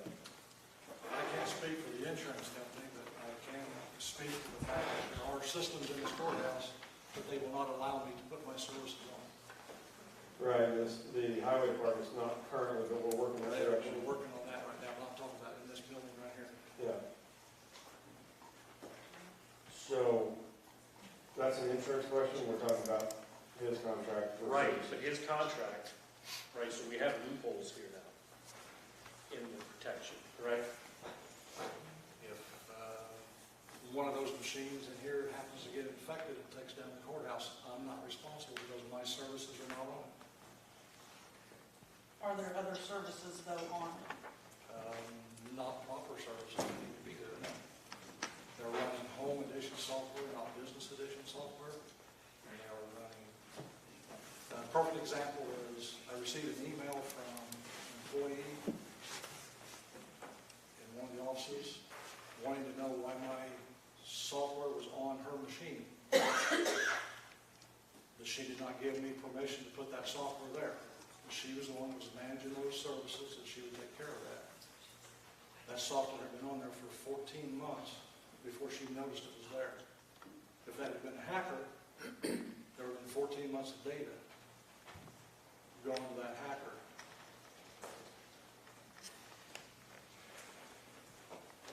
I deal with this every day.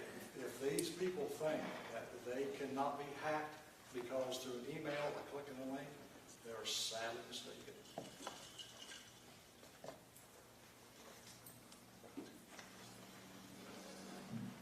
I've got a comment. The last time that we had the conversation with the old group and I was on the insurance committee and stuff, you brought it to their attention that this cyber insurance that we're paying for, there are people that don't have the protection on their computers and stuff, and if something would happen, you questioned whether or not the insurance would even be any good because you're not protecting them. Correct. Laura? What committee is this really through? Legislative. What committee do you work through? Legislative. Okay. Do we have a motion on the floor? No. Okay. She says there is. Yeah, we do. Yeah, we do. Dave and Martha. Right.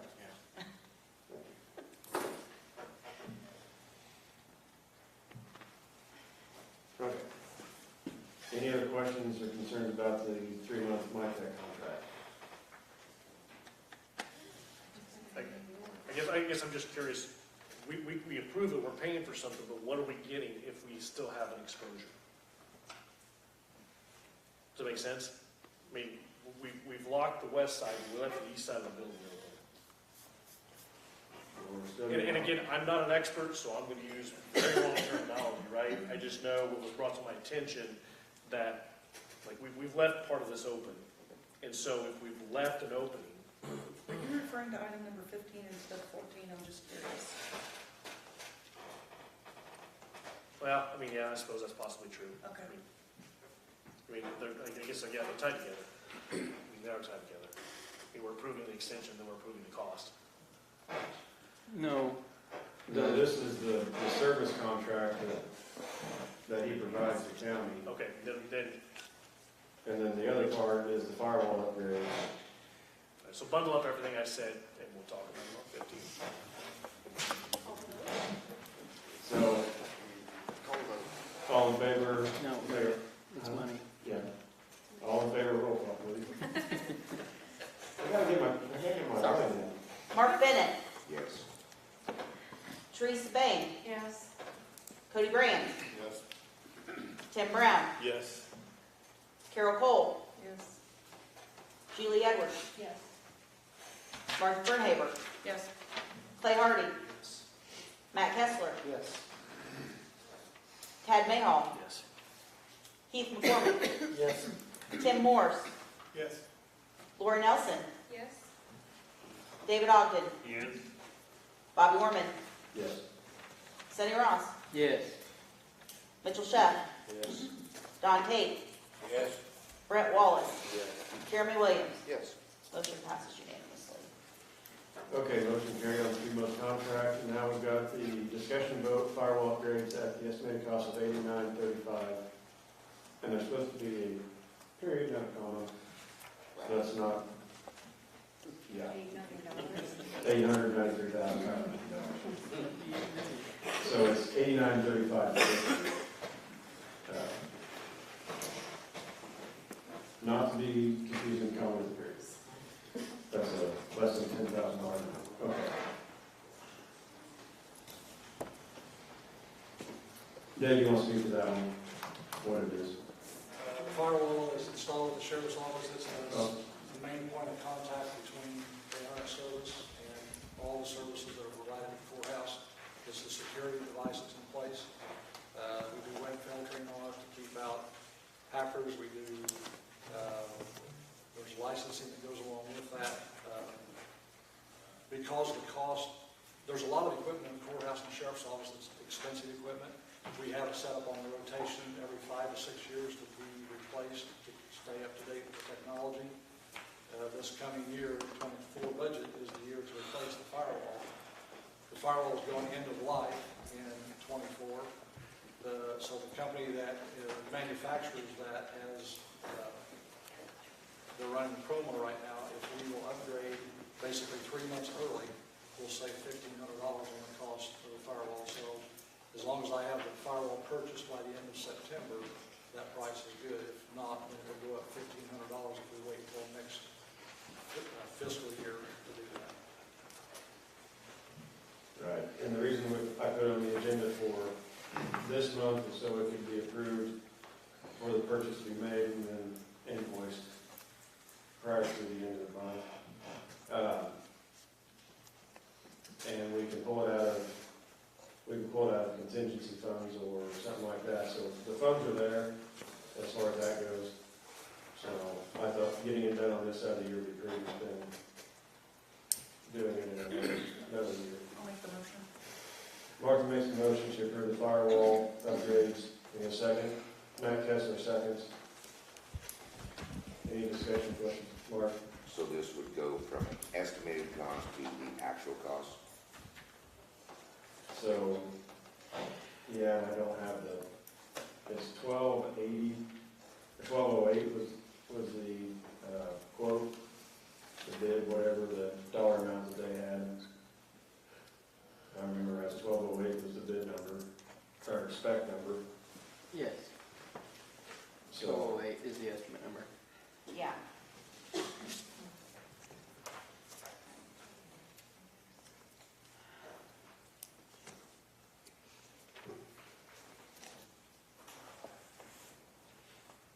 So the estimated cost is this. If we don't do it now, then it goes to,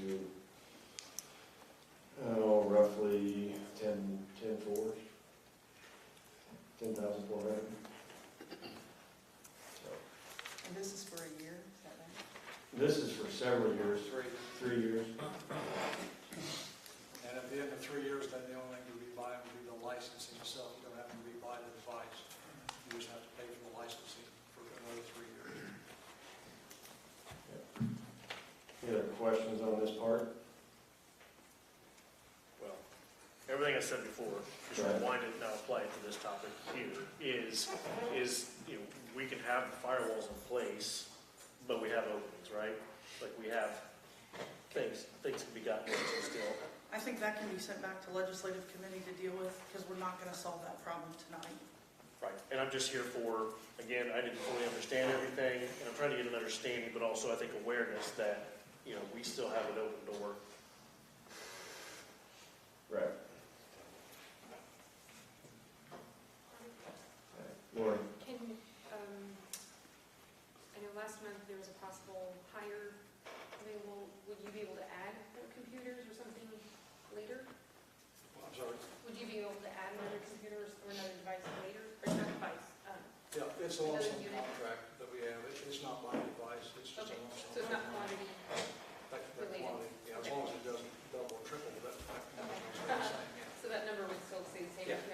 we're actually in the process right now, in the highway department, that number's not going to Okay. change. Okay, that's fine.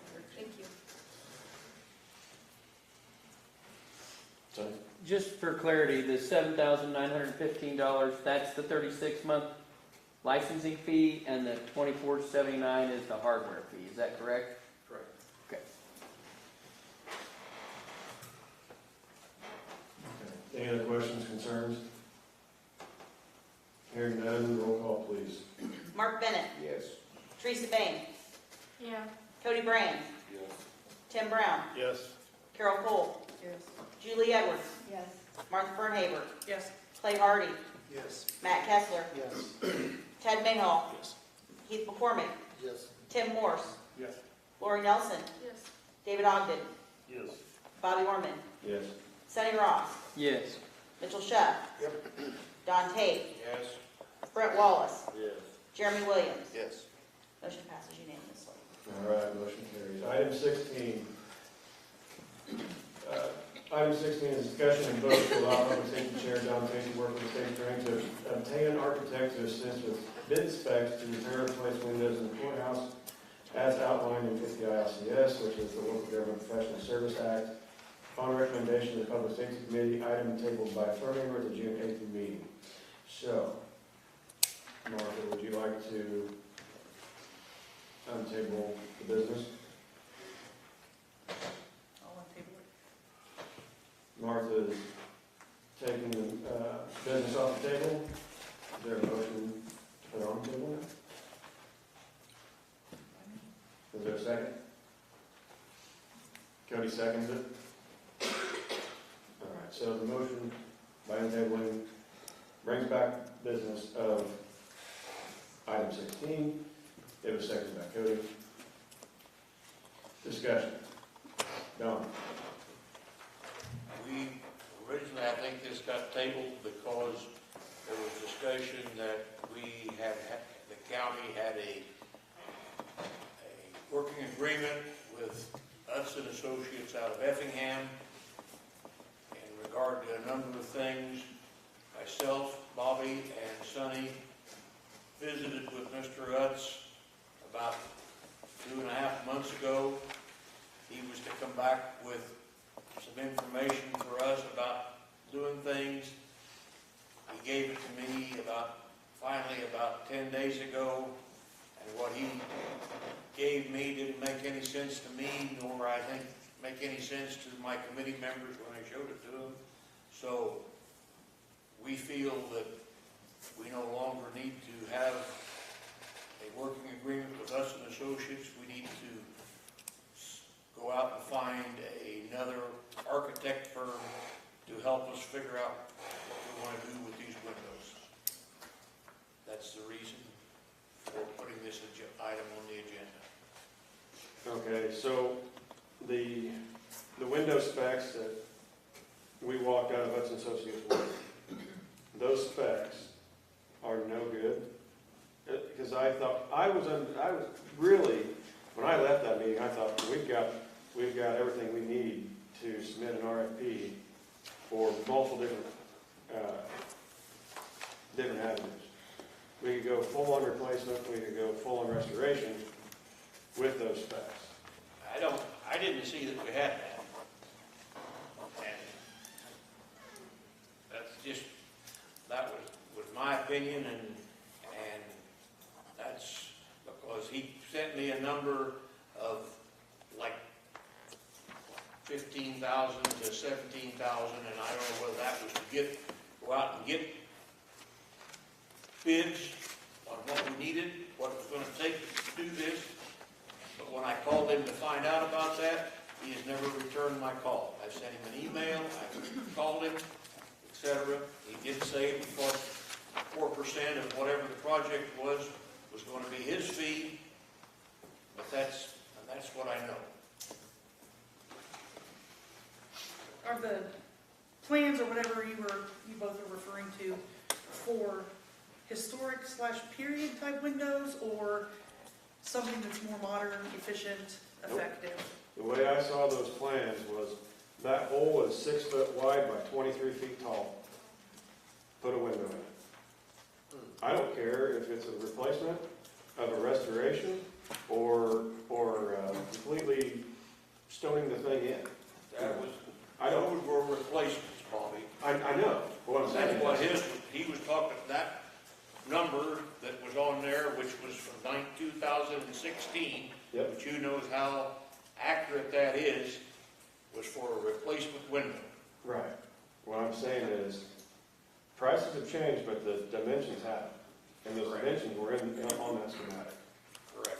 So I feel we can take those schematics, put them out in an RFP and a bid package, and really cover the bids as advertised. That's how I saw it. So What I saw about that, there was nothing hard and fast in there. Yeah, that was a replacement window to put a new set of sashes in these windows, and they protect each particular window. But if there was a bad sill in there or a bad frame, I didn't see much of any kind of we were kind of leaving ourselves open for what that cost would be. And that's why, in my opinion, we need to have a architect's inspection of every window in this building and say this window needs X and plus replacement sashes or whatever, as opposed to a blanket dollar figure for doing some of that stuff. But if we're putting it out for RFP, we don't have the dollar figure. That's what we're trying, that's why we put it out for proposal, is to get that dollar figure. But We just need to no write this. specifications, Martha. right, the specs are in the trunk of my car somewhere. And I truly, I believe that I hadn't thought of that aspect as far as the engineer or an architect looking at each individual window. However, they're not going to know that until they get into it, in my notion. So if they bid a project to replace all the windows and they put a $500 fee on every window as contingency of if we run into bad structure, then we have some padding in this. That's their business on how to bid it. I think we have enough information to get moving. That's me. Yeah, as painful as this topic has been for decades, I think what we keep bumping up against is nobody wants to give us a bid without charging us $15,000 to $30,000, upwards of $80,000. We got one estimate for an estimate. We were given an estimate for them to be able to give us an estimate, and it was several thousands of dollars. And what we got back from Hudson Associates, as I recall, our conversation at their office was they would find someone willing to give us a quote because everybody can't do this job. And again, the estimate for that is $15,000 to $17,500, just for them to give us a quote on the windows. No one's going to give us a free quote. Sure. So I think what Don's trying to do, I've experienced it, he's experienced it. I 100% agree that we have the dimensions for every window in this building, but we don't have anybody that is really willing to work hand in hand to get us to the next step. And I think what he's trying to do is find an architect that will. So the architect would be like the general contractor on the project? He would be the overseer of the project. I think Still, a general contractor would bid the project. The architect, at least the one architect that we visited with, the sheriff and I visited with one day, told me that he would do a physical assessment of every window in this building and say what he felt was wrong with that window. That would be all part of the set of bid specs that he would write. And that's where Sonny has the $80,000 price tag to get that done, write bid specs, oversee the project, or advertise for bids, and oversee the completion of the project. I have no children back. What you just said, Don, is that pertains to the state's attorney that's gonna oversee it? Why do we need the state's attorney? Is that more legal? The state's attorney, the only reason the state's attorney's in there is to help me go follow the state statute to go out and advertise for an architect's professional services. That's the only reason the state's attorney is in there. Because there's I have more things. we say repair or replace, so we're looking for somebody to come in and say, that window there is perfectly fine, you don't need to do anything to it, but that window over there has some seals that we're gonna fix it. I mean, or are we replacing all the windows in the courthouse? What's the end game here? The end game would, I guess my end game of the whole situation was there's problems with the windows in this courthouse we need to address, and we have $250,000 grant from the state of Illinois if we make historic restoration to these windows, and we budgeted $1.25 million on top of that to make those either to repair those windows and bring them all up to code, and make them so the glass doesn't blow out, so they the air sealed up, etc. There was discussion on that DECA grant of doing the stucco with that and taking windows completely off ARPA. Yes, that's true. That would, And if we that would, replace, that would, we don't have to replace with period/historic. if we used all ARPA funds, then we would use whatever windows we chose versus something that we were being hemmed into due to criteria of the grant. I'll go, Lori. Thank you, I'm sorry to interrupt. On his point, there's a separate statute on competitive bids that goes along with finding an architect. So instead of us just going out on our own to find what we need as a contractor in the typical bid process, architects have a certain statute allowance. So that's why the state's going to be included. So when you say hemmed in, you're talking about hemmed into, we have to go with this grant. The grant has legalities that we have to go historic windows. Is that what you're saying? It's right. The grant, the DECO grant is a historical feature. It has a historical feature. So if we do the stucco, we can take the stucco off and reseal the walls with a breathable, it's going to sound weird, with a breathable sealer that would hopefully start fixing some of the issues in the bottom floor of the walls being soft and falling apart. So if you go with the historical window, it's going to get that grant pretty quickly, correct? I mean, there's going to be quite a bit more potential out there. Well, the window project is probably going to be $1.5 million, roughly.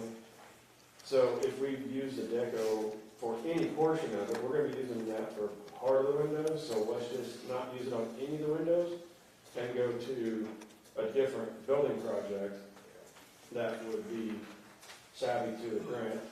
That was my suggestion in that meeting, but this is for the, I guess I'd like to have the board say, and that's, I know it's not on the agenda, but do we want to replace the windows with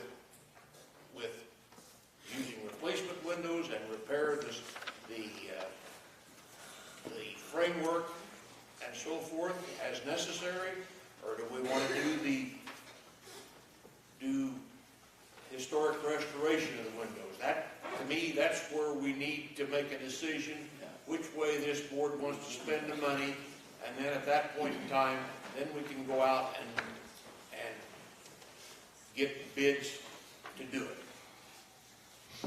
But that's, like I said, that's not on the agenda for tonight, so we can't talk about I was it. gonna say, I was gonna study this to see if there was something. in there. It says repair and replace windows, the bid specs to repair and replace. If we don't know what we're going for, it would be really helpful to the committee to know if the general consensus, from my perspective, wants to go historic or would rather, and modern applications can look historic in style, but they're much more efficient.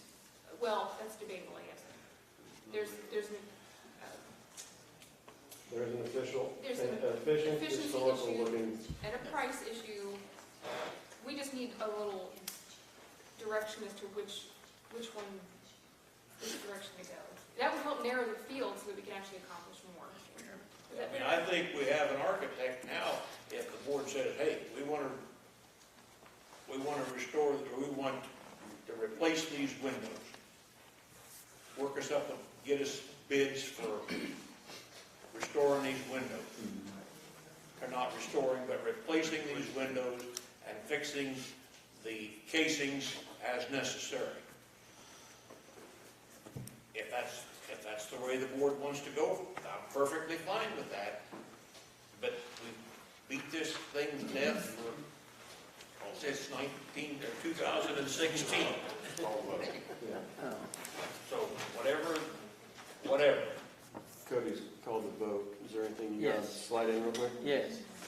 He brings up a very good point, and in this agenda item, there is the allowance for direction, and the Public Safety Committee desperately needs direction because repairing the windows, that's the restoration, replacing them, that's two entirely different things.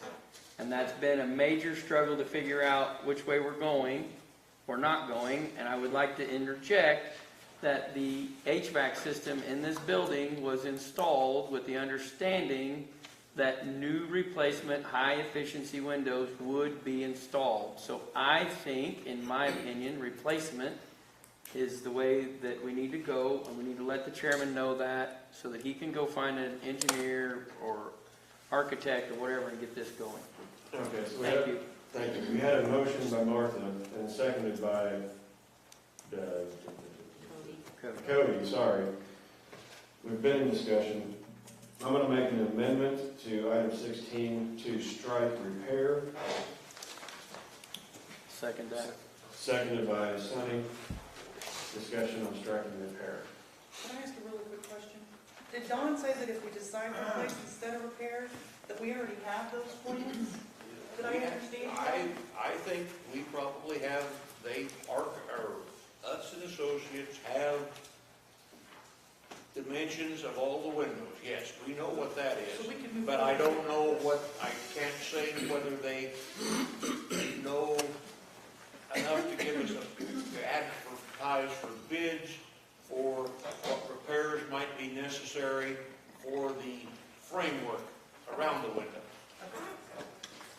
Thank you.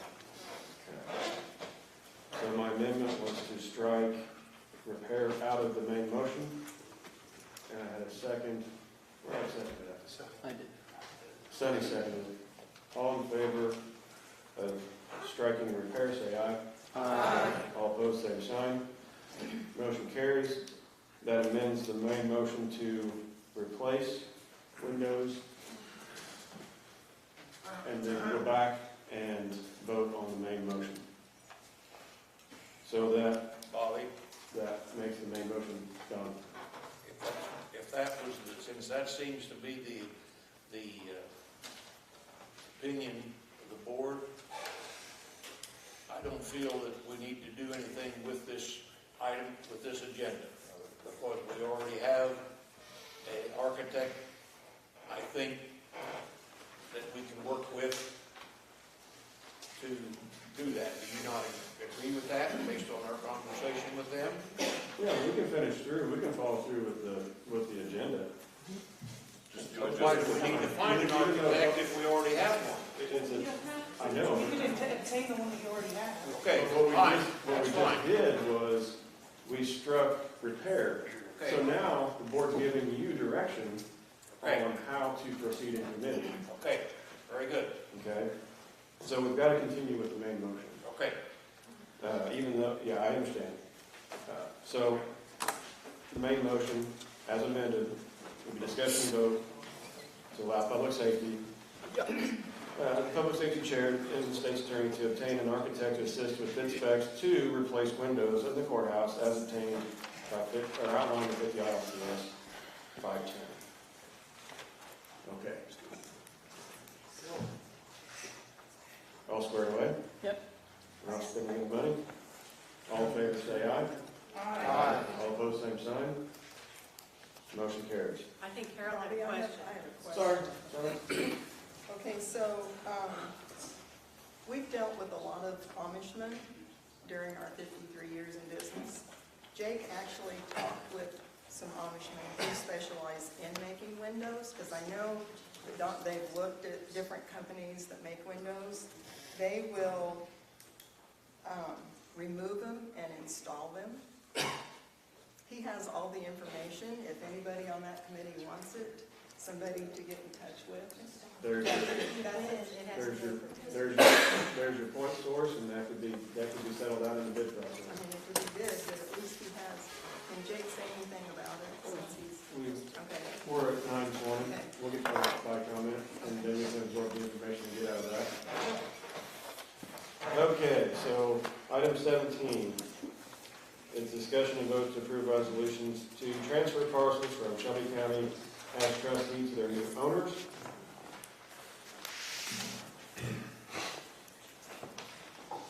I'm gonna wet my whistle for this. As listed on the agenda, parcel number 09180720401006 to Kenneth Langston for $2,000. A motion? Motion. Second. Motion by Lori, second by Martha. Can you explain what these are? So these are tax sales.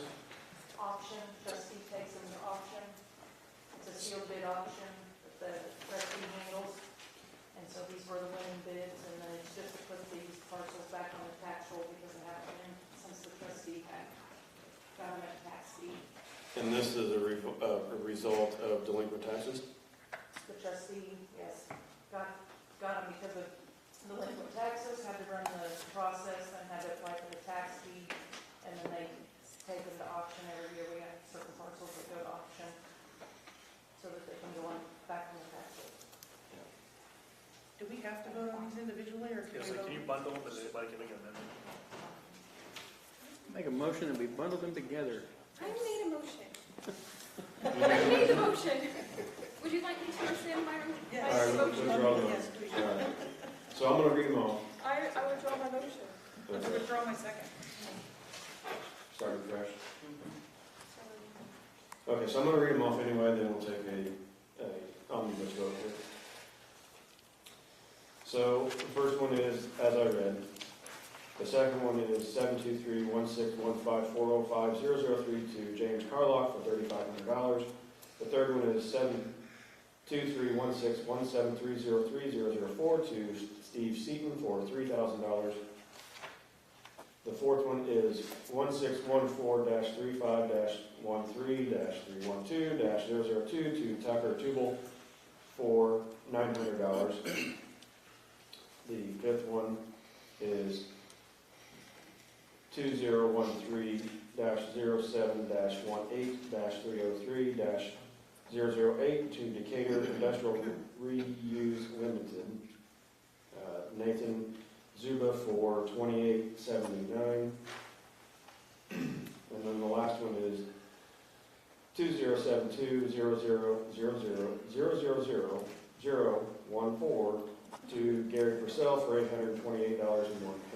I make a motion. I second. Lori makes a motion to approve the resolutions to transfer parcels, these listed parcels from Shelby County as trustee to the new owners. Seconded by Martha. Is that correct? All in favor? All in favor, say aye. All opposed, same sign. Motion carries. Item 18. Get that. All set. Item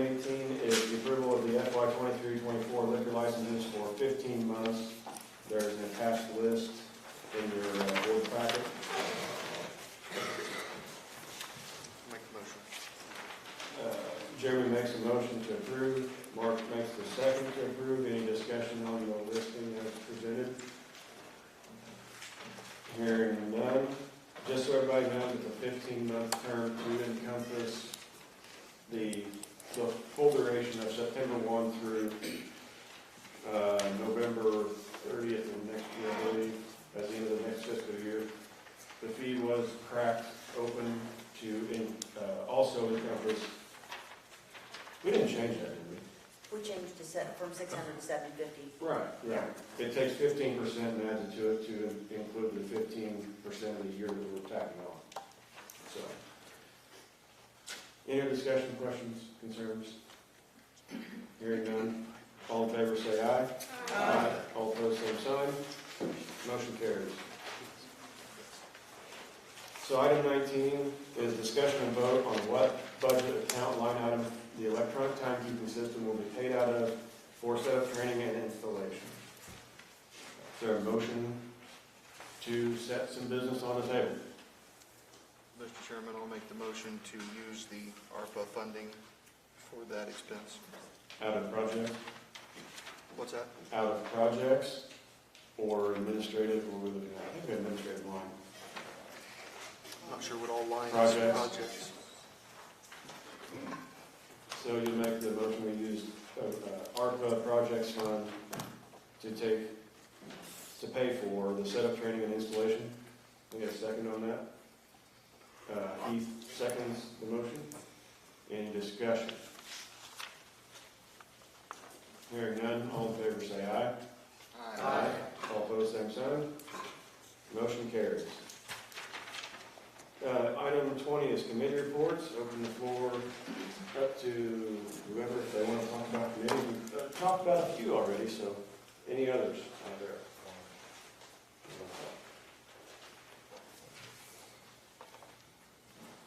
Okay, hearing none. Chairman updates.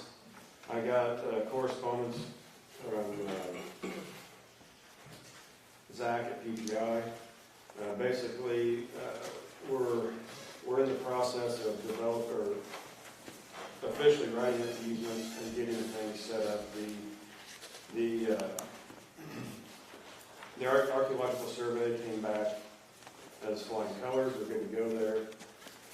So basically, he said that they'll be in touch real soon as far as getting the actual easement set up and getting that finalized.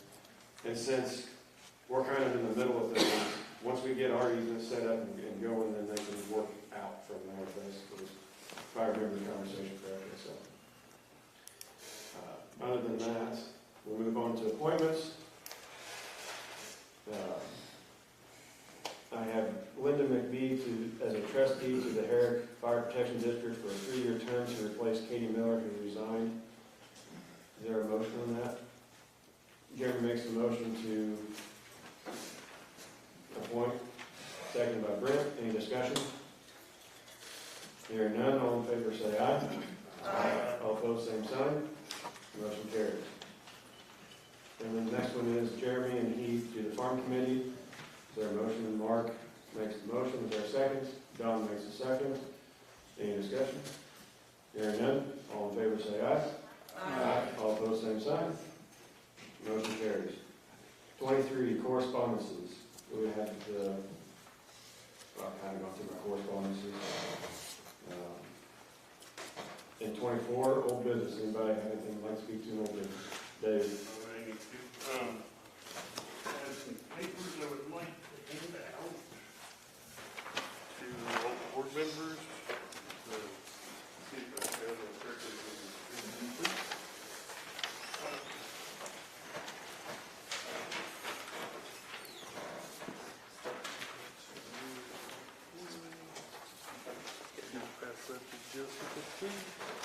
And I do have more copies if anybody would like to have them.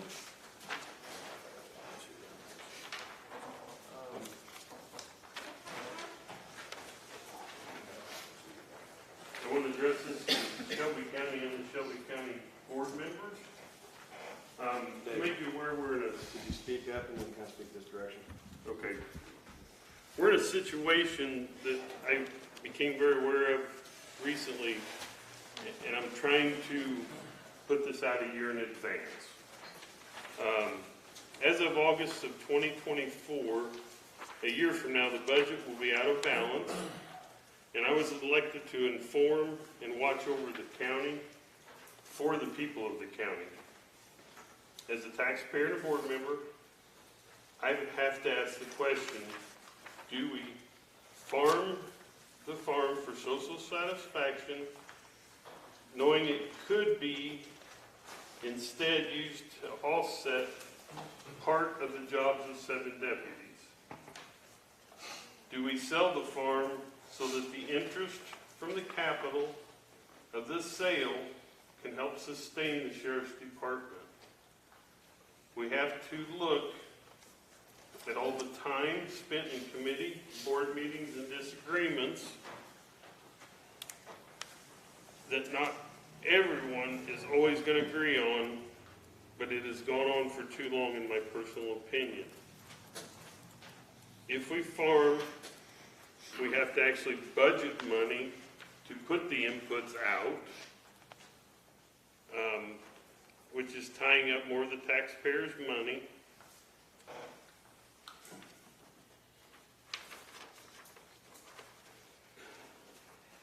We can get the same results 2 to 2.5 times faster if we look and considered selling the farm.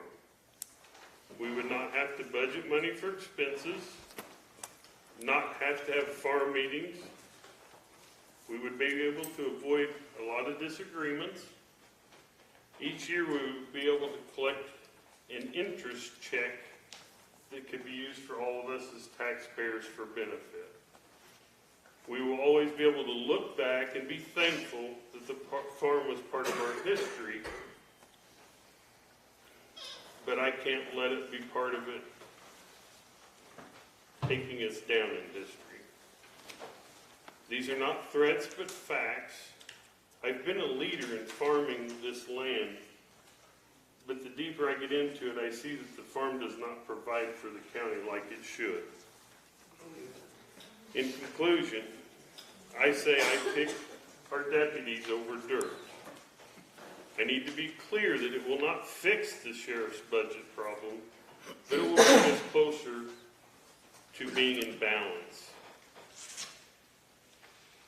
I just felt I needed to make this statement so that I would be very clear on where my position will be going forward in regards to the county farm.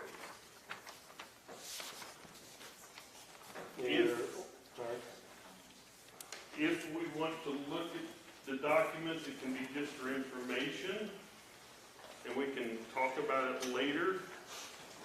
I don't want to tie up a lot of time with it, but I wanted to provide supporting documentation of why I've made the statement I've made. And would anybody like me to briefly go over it, or does it kind of make sense? Keep the farm. Can you just kind of explain that, are these columns here? Yes. Yes. It basically, you have where it says county farm capital on interest. If the farm was to sell at a certain value, you have the capital that was gained. And then if it was put on a CD, then you have the different percentage rates that it would accumulate at. If you did a cash rent scenario on the bottom section, the tillable acres is taken times the dollar amount across the top. That would be your revenue from the cash rent, and then you would have to take out the expenses that we are currently doing to end up with a bottom line number. So I was trying to prepare a document that you would have to be able to refer back to and say, if it brought X, you can look there, and if the rates were this is what it would do. If the farm was to be cash rented, how would it compare to that other, the sale comparison? And in most scenarios, when you look at this, the income based off that farm on interest is more than double what the cash rent scenario is. I would like to ask the treasurer what the current rate of interest that she can capitalize on with funds. As of the beginning of this week, a 90-day CD is 4.75, 11 or 12 months, 4.5. You go to 2 years, I could get 4.2.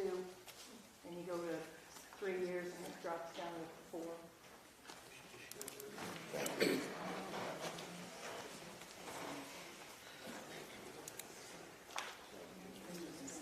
Thank you, Dave. Is there any other old business to be addressed? Can I make a comment on what he just brought up? Yeah, public body comment. Old business, of the board. So, there's been a lot of work going on behind the scenes in some different avenues. A lot of stakeholders have gotten together to find a path forward for the dive team. This community needs, that service, whether it be, for lake or for the waterways within the county when we get floods. And a lot of discussions took place, and the city of Shelbyville, as reported, has agreed to move forward with a resolution to allow for a dive team to serve under the city. Still some T's to be crossed and I's to be dotted, but there's a viable solution that exists. With that solution, removes the county from the liability, removes the county from the expense, fully aware that there are mutual aid agreements and governmental agency agreements, things that will have to be hammered out and worked out. But there is an opportunity for us to make this thing whole again, get the divers back to work, doing what they need to do for the community, our visitors, and the lake. So I know conversations have taken place with the Corps, city leadership, and other stakeholders have had conversations.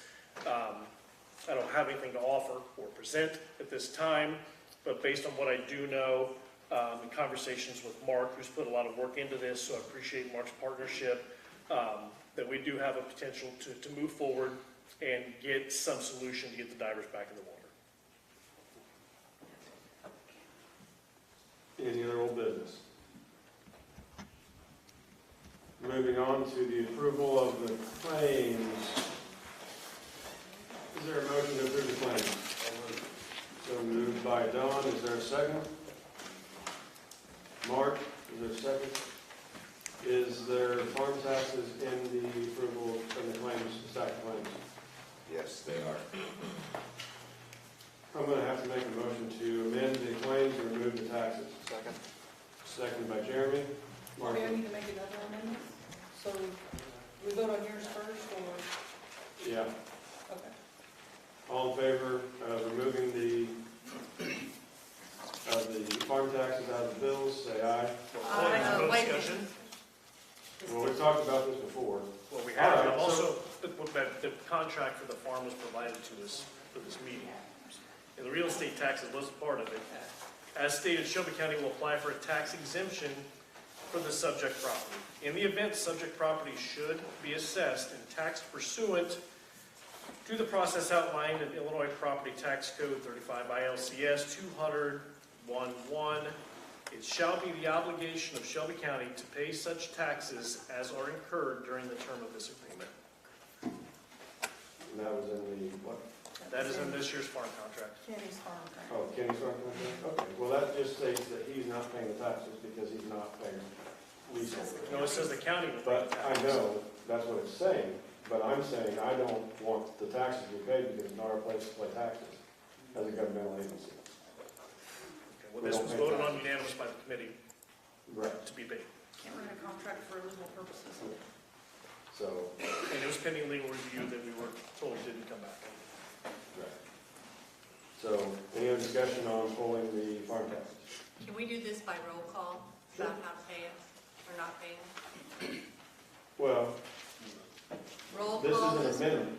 Okay, but I want roll call whether or not you want to pay the taxes or not pay the taxes. Okay, we can do that. Okay. We'll call the vote. The vote in order, to pull the taxes is an aye vote. To not pull the taxes is a no vote. Okay? I made a motion to amend the bills to remove the taxes. It was seconded by Jeremy. An aye vote is a vote to remove the taxes from the stack of bills. Okay. Clear as mud. Well, I just don't know how do we vote if we don't have a legal opinion? Like, what is the legal opinion? That we are not responsible for the taxes? So we cannot pay? Is that the legal opinion? Well, we discussed in the last meeting, 2 meetings ago, the issue of the taxes. That was, Jeremy brought it forward, that, I don't know, was that a legal opinion? Did we ever get that? If we're responsible for paying the taxes or not?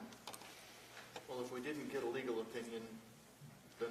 I mean, did we even ask for one? I'm asking. Well, whether we've asked for one or not, if we haven't gotten one, we probably shouldn't pay them until we get one saying that we should. So we're going to continue to incur interest because we're not paying the taxes, which costs the taxpayers more money. And you can't put a lien on private property, and interest is a lien. So, We have interest on the tax bill every I day. understand that. And who's in charge of enforcing the interest? We are. That's It's why we're on not there. supposed to be doing this. That's why we're not supposed to pay taxes. Anyway, roll call vote. Aye is to pull the taxes, no is to leave the taxes in the tax bill, in the claims stack. Roll call, please. Mark Bennett. Aye. Teresa Bain. No. Cody Brandt. Yes. Tim Brown. Yes. Carol Cole. No. Julie Edwards. Yes. Martha Fernhaber. Yes. Clay Hardy. What? No. Matt Kessler. Yes. Tad Mayhall. No. Heath McCormick. Yes. Tim Morse. No. Lori Nelson. Yes. David Ogden. Yes. Bobby Orman. Yes. Sonny Ross. Yes. Mitchell Shutt. Yes. Don Tate. Yes. Brett Wallace. Yes. Jeremy Williams. Yes. Motion, Motion to pull the taxes carried. you're right.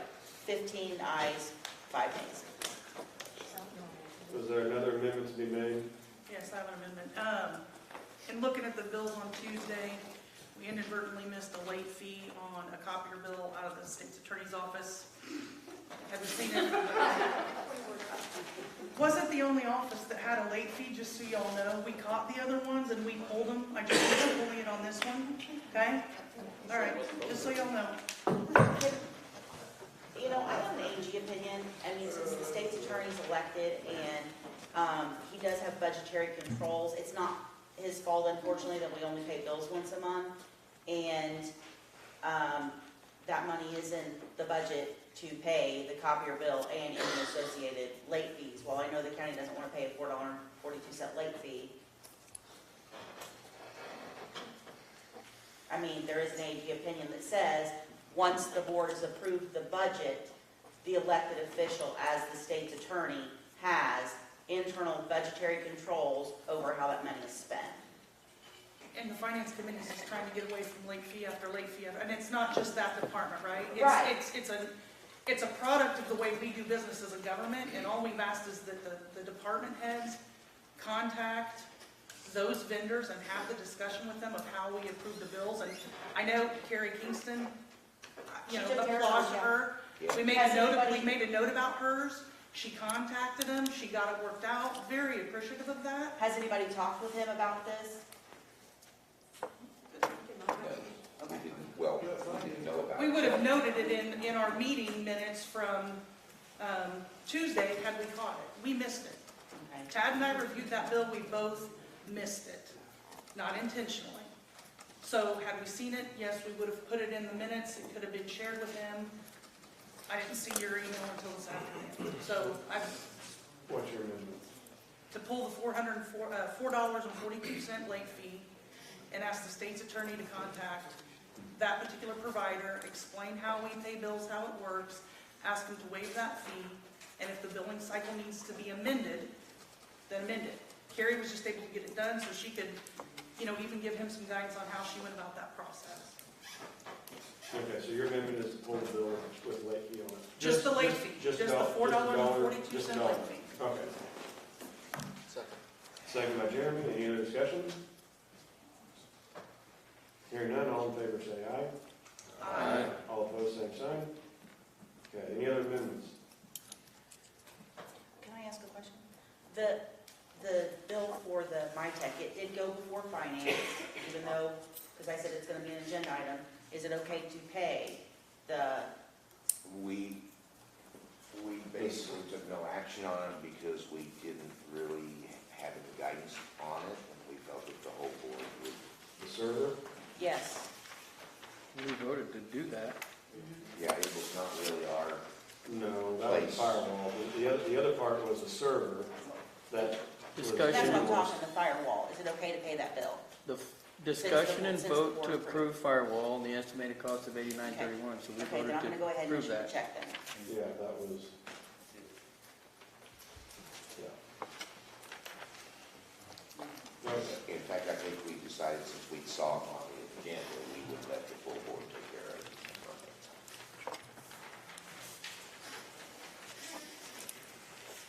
So now we will revert back to the original motion. That was made by Mark, seconded by Martha, I believe. Yeah.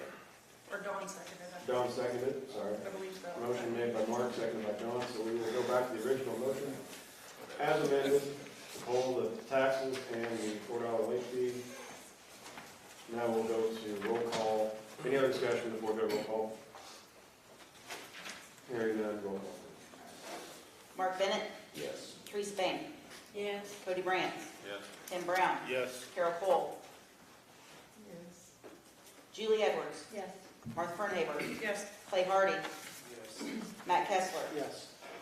Tad Mayhall, Yes. Keith McCormick, Yes. Tim Moore, Yes. Lori Nelson, Yes. David Ogden, Yes. Bobby Orman, Yes. Sonny Ross, Yes. Mitchell Shutt, Yep. Don Tate, Yes. Brent Wallace, Yes. Jeremy Williams. Yes. Motion passes unanimously. Okay. Item 26 is public body comment. As stated before, we have a 5-minute limit per person. We have a maximum of 10-minute total per person, so you can yield a maximum of. Skip 10 on purpose. And I think so. Yes. We skipped. Yeah. Yes. Okay, I didn't hear that. Okay. So anyway, I'll open the floor up for public body comment. Don has had his hand up. Okay, in regard to the comment that the zoning administrator made a while ago, and I have given information to Jeremy, who is the legislative committee chair. That's where I feel it needs to go, but maybe it needs to go to zoning. I gave him copies of an ordinance that Christian County published or passed and Cumberland County passed, stating that all DC electric transmission lines be buried. And I would encourage the county to adopt a similar ordinance because there's great concern in my district, probably other districts across the southern part of this county, in regard to the Greenbelt transmission line going across, devaluing farm properties, coming close to households, etc.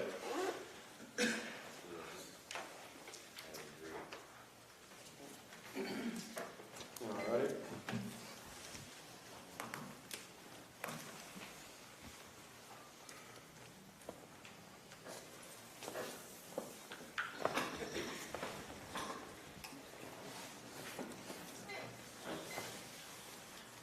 Sorry. I'll go back here to, Can I speak? yes, Thank you. please identify yourself. Anna Bright. Okay. I would like for you to please reconsider your whistleblower policy act, whatever. And thank you for adding the sheriff as the second channel. But I just want to say, hypothetically, if I'm fearful that the state's attorney might retaliate against me, and so I'm going to go to the sheriff. And please, Sheriff, I mean no disrespect to you, so don't take this that I'm disrespecting you by any means. But so if I'm fearful that the state's attorney is going to retaliate against me, and I have my next channel is the sheriff, is that really fair to put it on the sheriff to act accordingly against the state's attorney? I mean, I brought forward a simple little complaint about a barking dog in our building. A barking dog. Yes, it's the assistant state's attorney's dog that she brings to work with her, and it barks for like 35 minutes, and the employees listen to this barking dog. And we couldn't resolve that. The dog still comes to work with her. In fact, the dog goes to court with her. So, don't tell me, yeah, I'll probably be retaliated against now. So, you think something simple like that is going to be handled? No. I'm going to ask the sheriff to go up against the state's attorney for that? No. I don't mean any disrespect against him. Everybody walks on eggshells. We all know that. This is a fact, people. I'm not making anything up. Because the state's attorney runs this town now. It's a fact. So what is my recourse? What are you giving me? What is my recourse? My suggestion is you outsource it. You outsource HR. Get it out of Shelby County. And give us a channel. Give us someone to go to when we feel threatened or we feel harassed. Give me someone to talk to. Give me an HR group. Bush UHR in Effingham. Give me someone to pick up the phone that I feel comfortable talking to. Not the state's attorney. Not someone internal. There is no trust there. But give me a channel that I can go to when I have a problem where I feel threatened or harassed. And for the ones that I emailed, thank you for reaching back out. You didn't answer, Bobby. You didn't even acknowledge I emailed you 4 times. But for the ones of you that did acknowledge my email, thank you. And the ones that stopped by my office, thank you. It's very much appreciated.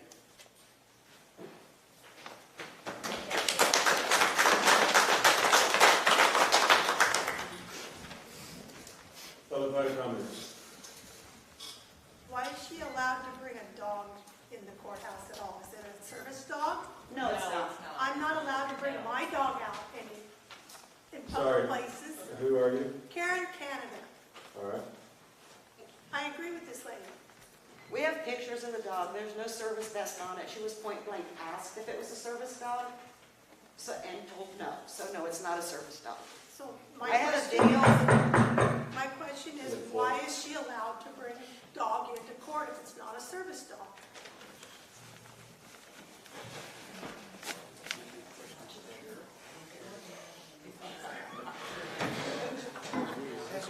Court would be a question for the judge. Other comment? No answer? Nobody knows?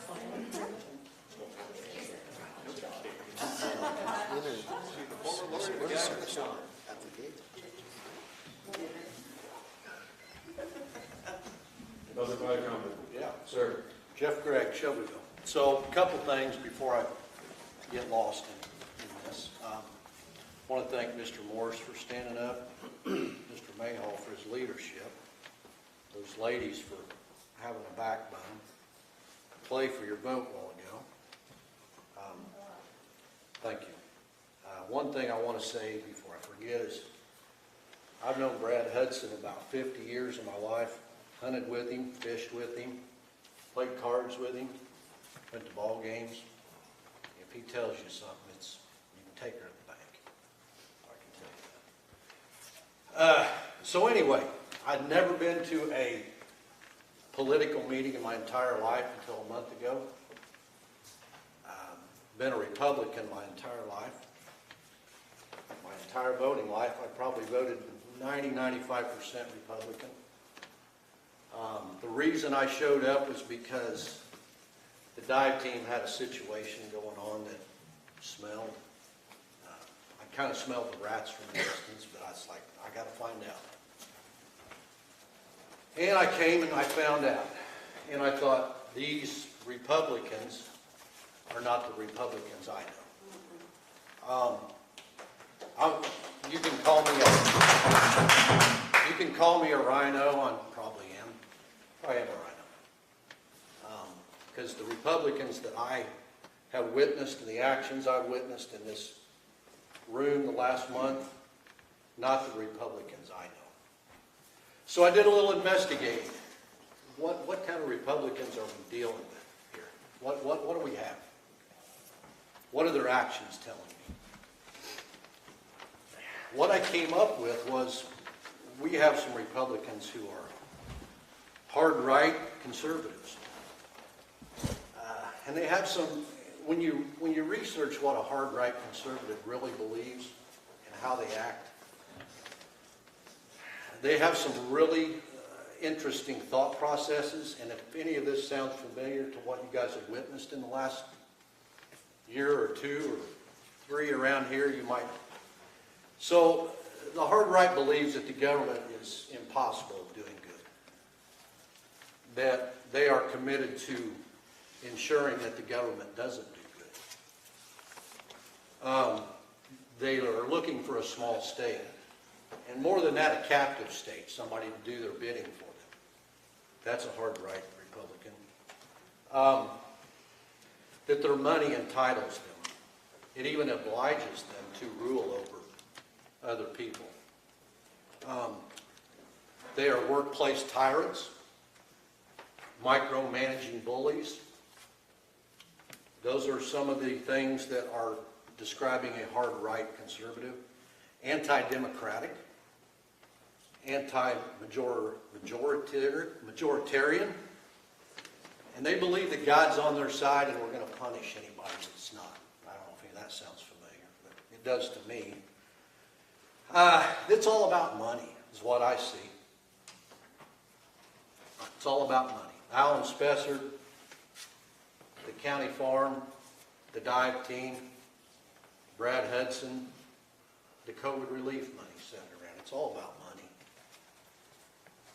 The hard right believes that the government shouldn't handle all that. That the people of this county don't deserve the services of a dive team. Or we're not going to spend the money for a dive team. It costs money to have a dive team. It costs money to, the government shouldn't own a county farm. We got to make it. That's a control thing. There's a control thing there. Alan Spessard brought in millions of dollars, as Jake has illustrated time and time again. We got rid of him because he was bringing in too much money. Somebody's got to pay those grants. Somebody's got to pay those grants. And it's up the stream. We've been sold out here. This county's been sold out. And I appreciate Mr. Mayhall's leadership. He is the leader in this. He is the leader of this group. I mean, anybody can see that. I wish he was the leader, but he is the leader. But anyway, those are the things that and this is only my opinion, might be true, might be false, doesn't matter. Only my opinion. But these are the opinions that I have formulated in 4 or 5 weeks after not being at a political meeting in 59 years. But we're sold out. Some see it, some are in the middle of it, some don't want to deal with it. Some of you guys on this board I've worked with 35, 40 years ago. there's some good people on this board that may or may not know the entire workings of what's going on here. But there's some good people here. And I just urge you to take a look. What are we dealing with? And that's all I have to say. And like I said, these are just my opinions. I have one fear that personally that we've got this COVID relief money. I don't know what it's called. I have no clue. Lots of money. My fear is that we're not going to use it because it's tax money. It's going back in the coffers. Make us look, somebody look good, some conservative that's trying to save it. They look good. You guys who farm ground, do you send your subsidies back to the government? Probably not. You guys who run a business, did you send your COVID money back to the government? I doubt it. So we have some things here that smell of what I referred to, and that's just my opinion.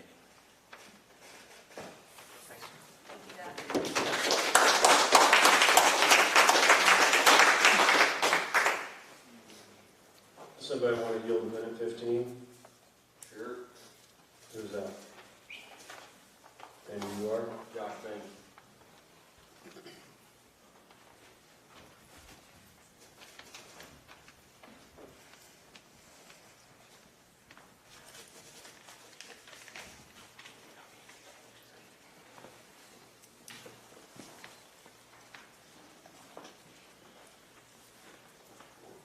Okay, public body comment.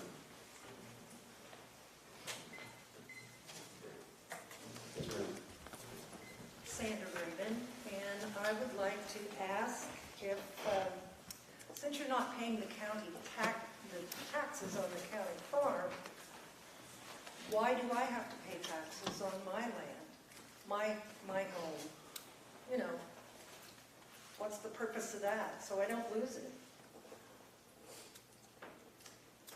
I think you should farm the farm. That's my opinion. You sell it, that money will be gone in no time. You keep the farm, you got that income coming in, coming in. It's just my opinion.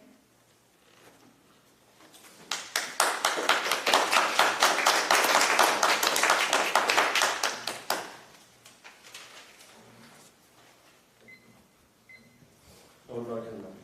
Jake? Yes, I would kind of like to know where the watchdogs got their legal authority to tell us we couldn't farm the farm, or where they got their legal authority that it was a cemetery. I don't believe it's a cemetery. I will have to be proven to me that this is legally a cemetery before it's a cemetery. The watchdogs had on their website, over 6 years, our farm had a net income of a little over $20,000. This year, the net income will be this year. He's talking to me.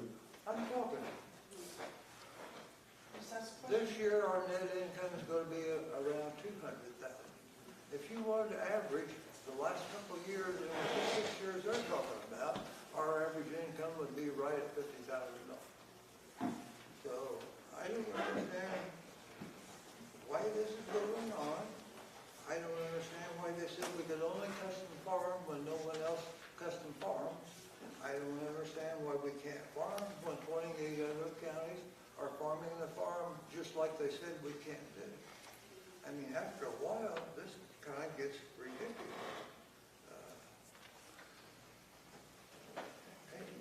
And you can consider that, and I'm a little bit of a history buff. I don't believe anyone in this county has been proven guilty of anything. I think we've listened to a lot of stories, but I don't think Alan Spessard was proven guilty. I don't think Don Coates was proven guilty. I don't think Keith Picard was proven guilty. They said we didn't have to pay Ed Flynn, but we did. Other counties are selling their farms. Sonny Ross calls people liars. Criminals are being turned loose. And some of them are pretty serious criminals that are being turned loose because they can't reach our state attorney within 48 hours. He cannot get some of his accusations or charges charges, even through a preliminary hearing. So he tried to get one that was he tried to take it for the, what was the name of the court, appellate court. He tried to get it to appellate court, but you can't go in front of the appellate court with something that only went through a preliminary hearing and they would accept that. I don't know why he didn't know that. I don't really understand that. Our $3 million ARPA fund that we have in the bank right now is growing approximately 0.5%. If that would be about $15,000 a year. If it grew 4.5%, which is kind of the going rate right now, that would be $135,000 a year. We want 100 right now. If you want to take, this wouldn't have been a year ago, but right now we're losing approximately $120,000 a year. And it's not just on that account; it's on other accounts that are paying practically nothing. I don't know who's in charge of this or who takes care of it, but I looked through a lot of the accounts, and the amounts that are growing, the little amounts that are growing is just on the point of being ridiculous. I don't know if you guys are proud of eliminating the dive team or not, but I hope you're proud of it. I'm not. I believe John Kraft said if we didn't have a dive team and if they wanted to quit, let them quit. I believe Kirk Allen said he didn't say that, but he did it. So when are you going to stop listening to what these people tell you? See, they're over there laughing at me because I'm getting close to revealing what they really are. I think they already showed what they really are. And why you people are listening to it? Mark Bennett, if you think we should sell a farm, why don't you sell yours? Or why don't you ever guys a farm if it's such a good idea? Why don't you sell your farm? This has been around here for 150 years. There's absolutely no reason in the world to stop farming it. It's increased in value a huge amount, but that doesn't make any difference because they don't want to see it farmed. My belief is, these are just my opinions, the reason they didn't want to plant beans is because it would make the farm look much better. It wouldn't have been 200,000, it would have been more, or there would have been an income next year. There is absolutely no reason not to farm this farm and plant soybeans. The only reason you had, or they had, was because they claimed the farm was a cemetery and it's not. But that led people on the county board to vote not to farm it when it could be farmed. I think even the seed beans got canceled 2 or 3 weeks or maybe longer before it came time to farm it. You won't even agree to something you said you do. You said you would take care of this farmer, but no one took care of it. So I don't understand why these two have any authority in Shelby County to tell anyone what to do or why you even listen to them. So that's my opinion of what's going on in Shelby County, and I don't like it.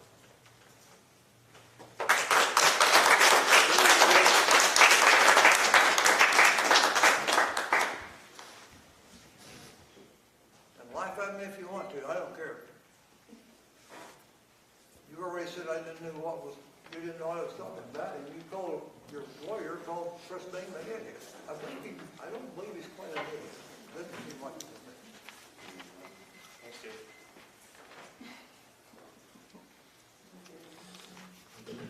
Okay, public body comment. Jill. I kind of piggyback off of that, I guess, and I've had a few people tell me, and trust me, I think we're all tired of talking about the farm, but it shouldn't have to be talked about, and why do we want to sell it? And why is it, Sonny wanted, it had to be in concrete what my mom said in public comment. But now, Lori says, let's not put public comment in the minutes. So, yes, you did. No, You amended the minutes. Her comment was in the business portion of the meeting. Okay, well then I stand corrected, I guess. Still, doesn't matter, it's not a cemetery. Sonny, whatever, I mean, gosh, really? It should not be in concrete that it's a cemetery. You think it should? You think it's a cemetery? The madam said it was. She did not. She did not say it was a cemetery. You're a liar, Sonny. She did not say it was. That doesn't make it a cemetery. That's You said concrete called Jill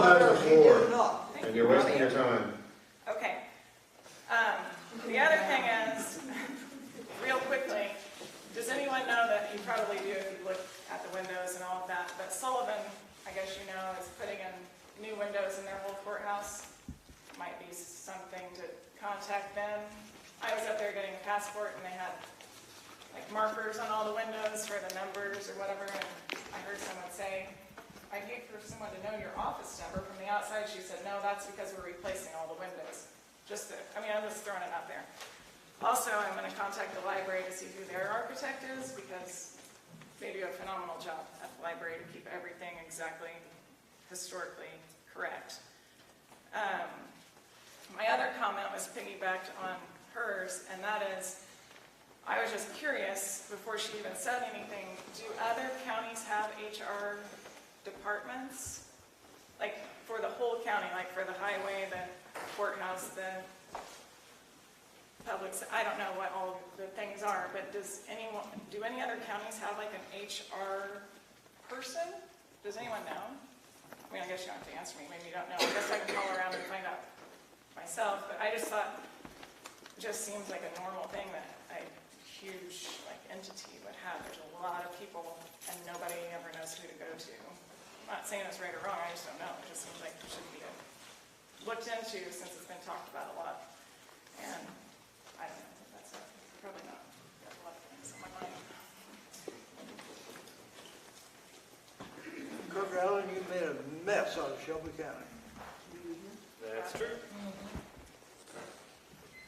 And no one's guilty of anything but you. Oh, Public wait, body comment. hang on. Do I have just 30 more seconds? Or Yeah. I meant to bring up what Scott said about the state's attorney not getting back to him. I don't really know anything about that, but it seems like you should all be concerned on the time that he's spent on Teresa Boehm acting and them acting like she's a criminal. Because that is just absolutely absurd that she, as a community member, did not mean to call her, send her an email, hey, you know what, actually this isn't right. You aren't supposed to do this. Because I'm pretty sure she wasn't like, I'm going to get on that board because I want to go get somebody and show them where the wrong cemetery plot is. I mean, that's all she does is show people where cemetery plots are, but they make it out like she's a criminal, and so does the state's attorney. So now I don't know if she has to still go to court tomorrow or not, but it's ridiculous. And you guys should all be concerned about the way he's spending his time on that. Don't cross That's it. it. Be careful, don't cross it. So these guys are right about everything that they tell you is right, and we're all wrong. Public body comment. Chris. Yeah. So the first meeting I attended was in February. And I said, this was shortly after Mr. Hanlon had been nominated, or I'm sorry, appointed. And I said, well, I think what's going to happen, this is my opinion, I think what's going to happen is we're going to see a series of roadblocks for farming the farm. And what we're trying to do is to make it so uncomfortable to have this farm and generate revenue off of this farm that eventually people will want to sell it. And Dave Ogden spoke up and told me that he had no intention of selling the farm. That's not why he was here. There have been 2 meetings that Mr. Ogden has proposed selling the farm. And you're perfectly allowed to change your mind over the course of time. I know that Mark Bennett said that he never tried to sell the farm. They're in the meeting, the minutes of the meeting from a 2021 meeting where he did do that. Mr. Orman said that revenue off the farm was drug money at a 2021 meeting. It was tantamount to drug money. So I think what I said in February kind of looks an awful lot like exactly what happened, right? We've got the public purpose argument. We've got the cemetery argument. I mean, taxes. I mean, what's this? This is the old Freud comment. There's the borrowed kettle. There's the borrowed kettle, right? A friend borrows a kettle from another friend, and he returns it broken. And the guy says, well, what's up? He said, well, you know, the kettle was broken when I got it. I never borrowed the kettle. It's about 6 or 7 different excuses, and the whole point is the real truth is buried in what was always taking place. The fact that it's always been the project to sell this farm. It's always been the project to make it so deeply uncomfortable that people want to get rid of it. And that's exactly what's transpired. And it's not their fault. Yeah. We're gonna lose this revenue off the farm. And I don't know what's going on. A lot of people have asked a lot of questions about it. And our state representative's motives for wanting to sell the farm, he claims that he does not want to, but boy, there sure have been a lot of a lot of hints that perhaps that's what's been taking place, and you were all kind of handpicked by the state representative. Well, not all of them. I mean, it's pretty obvious who wasn't. He actually told us that. Yeah, and he actually told us that in his office hours the other day. And it seems like you're executing the plan. That's the way it looks to me. These are my opinions. I can't prove these things. But boy, doesn't it look like it. I hope you're proud of yourselves. It seems like you've all sold out your community.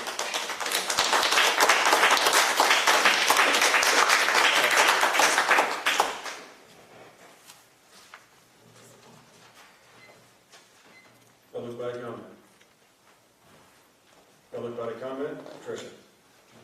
Yeah, I have a comment about your farm appointments. You put Jeremy Williams, who said he doesn't want a farm because it's taxation without representation. We've got Dave Ogden, who's on the farm committee, who says he wants to sell the farm. We've got all these people on the farm committee that want to sell the farm. Why are you really on the farm committee? I mean, to sell the farm.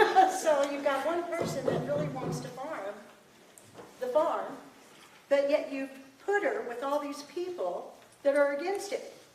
And that's setting her up to fail. Why? Because you want her to fail. There's been no humanity for her, for several of the board members, for our employees, for anyone. And I think when you make a decision to make appointments that are so obvious, when they stood up and said, don't want to farm, let's put them on the farm committee. Why would you do that? Why? I don't understand it. I think that it makes absolutely no sense. Here we need to start taking away the arguments for why not to farm it. If it's not tax exempt, let's find a way to make it so we don't have to tax exempt. If you're worried about people from Windsor that can't come on the farm ground, let's figure out a way to do that. Instead of trying to figure out ways not to farm the farm, why aren't we figuring out ways to farm the farm? And why aren't we treating people respectfully? We have had this employee who gets up and talks about the dog, and y'all just, a dog in the courthouse. What planet have we all woke up on? I don't understand. And you just sit there like, no big deal. Everything's peachy keen. So, you know, it's enough. It's enough. You need to care about people.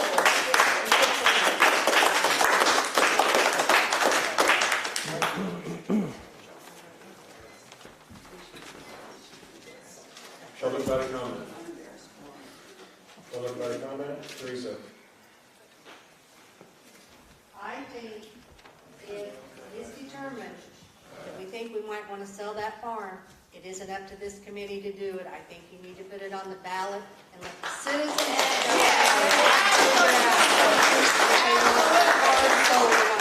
It's not up to 22 people to determine what is done with that farm. I agree that all these figures here and stuff, you can write anything you want to on a piece of paper. But a guy I worked with for years and years said, Teresa, figures don't lie, liars figure.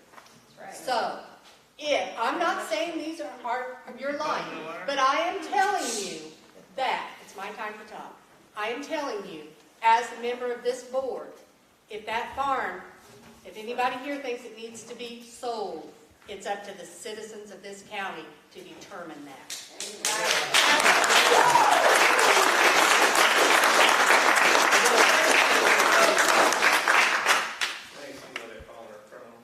Public body comment. I'm a criminal? That's why they're calling you one. Yeah, okay. She's smart. Oh, that's mommy. Right? I just have one thing to say, Molly. I know it's your choice to put public body comment at the end of the meeting, but I feel it's not fair to these people out here who are taxpayers, who are citizens, who come and look at the agenda and want to voice an opinion on the agenda before it's voted on. They may have information that we don't have. I've heard that before when somebody comes up with something. I feel that they need to be heard before the agenda starts. And, I mean, they stick around, they've been here. I feel like public body comment needs to be at the beginning of the meeting and let them voice their opinions. Thank you.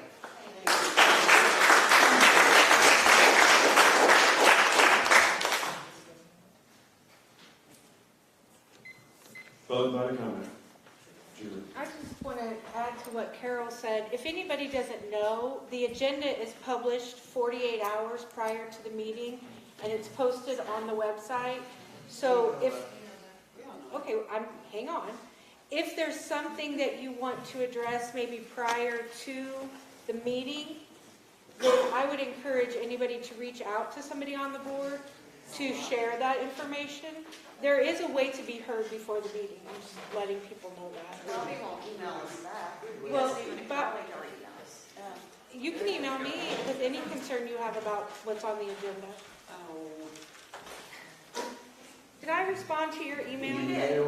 Email Carol or Teresa or Mitch, any of us. Yeah, But I mean, there's, to expect a response to every email, there's emails I don't even know they're there. I can honestly tell you that. Because it's been buried. Teresa.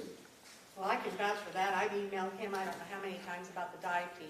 He has never responded to me about the dive team. But anyway, about public body comment, it used to be that it was at the beginning of the meeting and at the end of the meeting both. And it was revised to just put it at the beginning of the meeting, and then there was a time limitation that you put on it. We can go back to having twice. But I understand what people are saying about wanting to voice their opinions about things that are on this agenda, and they probably feel like, well, what good's it going to do now? They've already acted on everything that's on that agenda, so why bother? These people are the ones that elected everybody sitting there. And I'll tell you what comes around goes around, guys.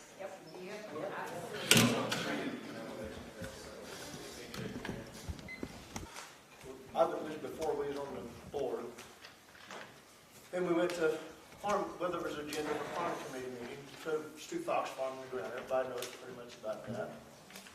And about a week before that, my wife comes up with an idea to get schools involved. Well, maybe that might work, that might not work, I don't know, it'd be a high management aspect, and a lot of time and effort. But, so I'm gonna call Jeff. Jeff Schleifer was the chairman of the farm committee. I said, here's an idea to present possibly to be able to create a public purpose. Because creating a public purpose is the use of the land, physical use of the land. That's my interpretations. I can give you some definitions on the phone. I looked it up personally. It didn't come from them guys. I'm able to make decisions and research. So when I say those guys, watchdogs, I've been accused of, go running to them for answers.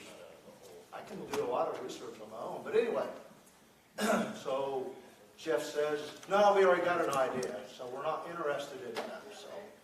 So don't, when you say I'm on a farm committee to sell the farm, that wasn't what I was on the farm committee for. I was there to try to find a solution to create that public purpose, to be able to farm it. And trust me, that would be a debt machine, most likely, or break even at best, but it creates a public purpose that none of them farm committee people at that time wanted to pay attention, period. So then I get on the farm committee meeting on the board. And we're farming the farm, right? We had custom farming going on. We're farming the farm. We're farming the farm. Every meeting we'd have poke the bear about the farm from the public. We just keep prodding us. How come we can't cash rent the farm? We're custom farming the farm. What more do you want? We let it slide. So, what's that? You go to the straw farming. I don't know if you did, but You made your statement. It's finished, Sage. But anyway, so don't say in the public that I've been put on the farm committee to sell the farms. Wasn't the point.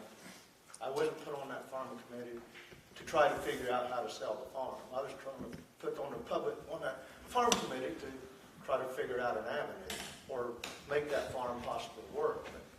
But again, every time we come to meetings, a comment would come up about the farm. Why can't we do this? Why can't we do that? We're farming the farm, aren't we? Correct? We're farming the farm. It's making money. So just wanted to justify it a little bit.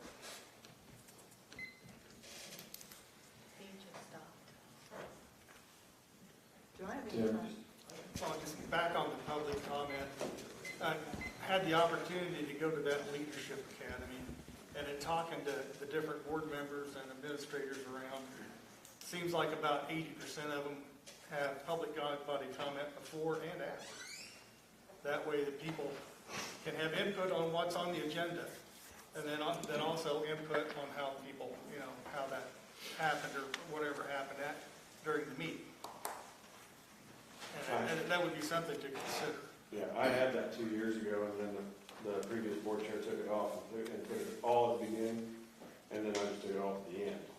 So we can do that again, but we need to write board rules that if you're going to speak on the beginning, then you better have an agenda item specific that you're mainly going to talk to. Otherwise, the public body comment that is everything else can be spoke to after the business take care of. So that can be done. That's not an issue one bit. Well, that would allow us to know exactly what the public's thinking beforehand, instead of, hearing it after the fact. Show a little bit of time, right, Bobby? Well, hold on a second. Did you have anything else, Dave? Go ahead. Yeah, just a point of clarification, I didn't say that about Mitchell. Tricia mentioned that Jeremy and Keith McCormick were put on the farm committee to sell the farm. So I never singled anyone out. The only one I did mention that what David told me at the first meeting I came to, and then I mentioned what I've read that Mr. Bennett had done and what Mr. Orman had said. So I didn't say that Mitchell was trying to sell the farm. I just implied that I think most of you are here actually to do that. So, I mean, I guess it's a blanket statement, so I suppose, yeah, okay. Well, I think Tricia Mark said that. Yeah, but she was specifically meant Williams' appointment and Mr. Williams' appointment and Mr. McCormick's appointment. Well, the committee voted the farm last time they came in, didn't vote. I mean, I think it's a very strange thing to blame the public for selling the farm because we ask questions about it. I mean, that's kind of odd, but okay. I mean, it's an interesting approach. You can do it if you want.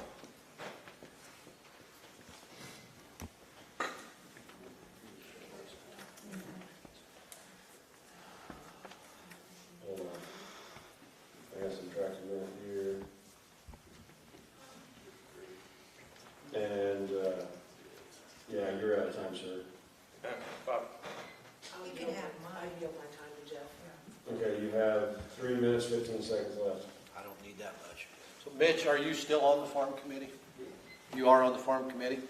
So did I hear you right when you said that you felt like you had an avenue to farm the farm? I think it was an idea, and I think, it takes a lot more research. But I think we did. So we custom farmed the farm at that one you were talking about, right? It was custom farmed, is that what I heard you said? I'm not a farmer, but is that what you were saying we did at the time when? No. That wasn't my idea. Right, but it was custom farmed. And the public was poking at that, is what you were saying. The public was poking at the idea of. Every time we had a farm committee meeting, or even in the, even in board meetings, the farm always brought some level. Okay. But, so, did I understand you right, though, that custom farming was working? It was a viable, at least a viable deal. He was letting it slide. What does letting it slide mean? He wasn't truly doing something. Well, there's a lot of interpretations of public purpose. You can farm it any way you want to, you just vote to farm. There's legal definitions of that purpose. I'll tell you about that. I'll send you some. Right. So the other 28 counties just don't interpret it the same way, or? They farm and give the money to the county board to spend. So, okay, I was trying to understand that the custom farming was something we did. You were present at that time, and absolutely. We're the only ones that do that.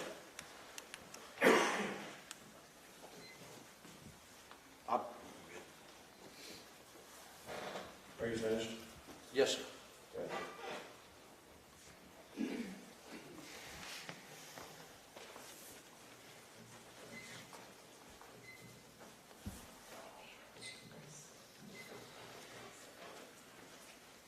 Okay, Chris, you have your hand up. Yeah, real quick, Mr. Wallace, can you explain to me why the public purpose issue is a reason we cannot farm the farm? Can you explain to me why the public purpose issue is the reason we cannot farm the farm, in your words? I'm curious, if you could tell me why it is. It's gotta have a public purpose, like Will you said. you define public purpose for me? Will you define public purpose for me? To benefit the public. Tax exemption is one key feature of. But you're not public Mr. Wallace. purpose. You're not No, Mr. I'm Wallace. answering the question. Yeah, okay. I'm curious about Mr. Wallace's definition. I'm curious about a lot of legal definitions Tax that you guys. exemption is gotta be a public purpose. We can't just Some farm crib it notes for you there. and say that it's been farmed, custom farming. It's gotta have, So you gotta be able to do something with it that the So the public- revenue going into the general fund Are doesn't. you gonna let me talk, or are you gonna talk over me? I'm trying to explain to you what I understand of it. I don't understand it all, but I understand that it has to have a public purpose. And the other counties around, they have public purposes for them. No, they only give the money to the county board. Okay. Other counties around don't have public purposes, they're renting or farming. Yeah, we just passed a bill to make that legal, but whatever. Millions of acres across the country. That's why these jokers are laughing. They know they're wrong. By public entities, they use for a I private know. purpose, and they give the money back to the public. Okay, public body comment. I have one thing, guys, anytime left. Yeah. Okay, the sheriff had a public purpose for us. He told me, last month, or he needed a rifle range. But they could put a rifle range out on the farm. Just make up a couple acres, that would be a public purpose for the farm, and then we could farm. No, the sheriff can farm it. The sheriff could farm it? You Is that bet. what you said? If that land was under the discretion of the sheriff, just like the courthouse, then the sheriff could then probably figure something out in his statutes to He'd probably let us maintain the farm it. property that is rifle ranges and all. That's That'd be a cool idea, we'll have to look into that. I really like it. And the House Bill 1076 says, it passed, the governor signed it, it takes out that it has to have a specific purpose. But the Constitution did not get canceled. Mitch. But everybody else, every time something comes up around here, I hear an ILCS. Everything's an ILCS, except for the farm, okay? Now, quit smiling at me, I don't, ILCS, but now it's the Constitution. And I have asked for the difference. I haven't got that opinion back yet. The difference? I mean, why is it not the ILCS, but now we have to go by the Constitution? It's always been the Constitution. No, I mean, So, the hang on. House bill passed, you can lease, you can crop share, you can custom farm. There's no sense in going over it.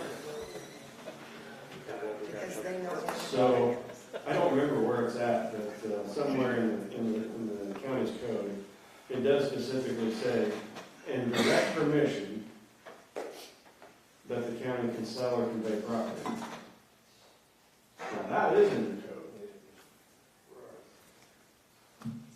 So, anyway, Bobby, I'll be on the website. thank you, Mitch. about 5 seconds, I'll answer you was asking about definition of public purpose. Here's one I found, and I got one of many, but this is just one, and then it's all pertains. Public purpose means. What's it, hey, before you start, I want to, did you tell me where that's from? I can email it, well, I can get it to you, I guess that's. You're looking at it right now, so. Well, this is a screenshot that I put on my text, so I would have the definition, but I will get that for you. Okay. Yeah. It came from a website that is a lawyer type website that has legal definitions. Okay. But I can get that for you. But anyway, public purpose means purposes normally or otherwise reasonably associated with the use of the land as open spaces, public parks, public gardens, recreation sites, sports fields, or public squares, or for religious gatherings. So just use of land. So. Public body comment. Tim? Can I bring my dog to the meeting? It doesn't bark. There's nothing on the board of rules, I don't suppose. Don?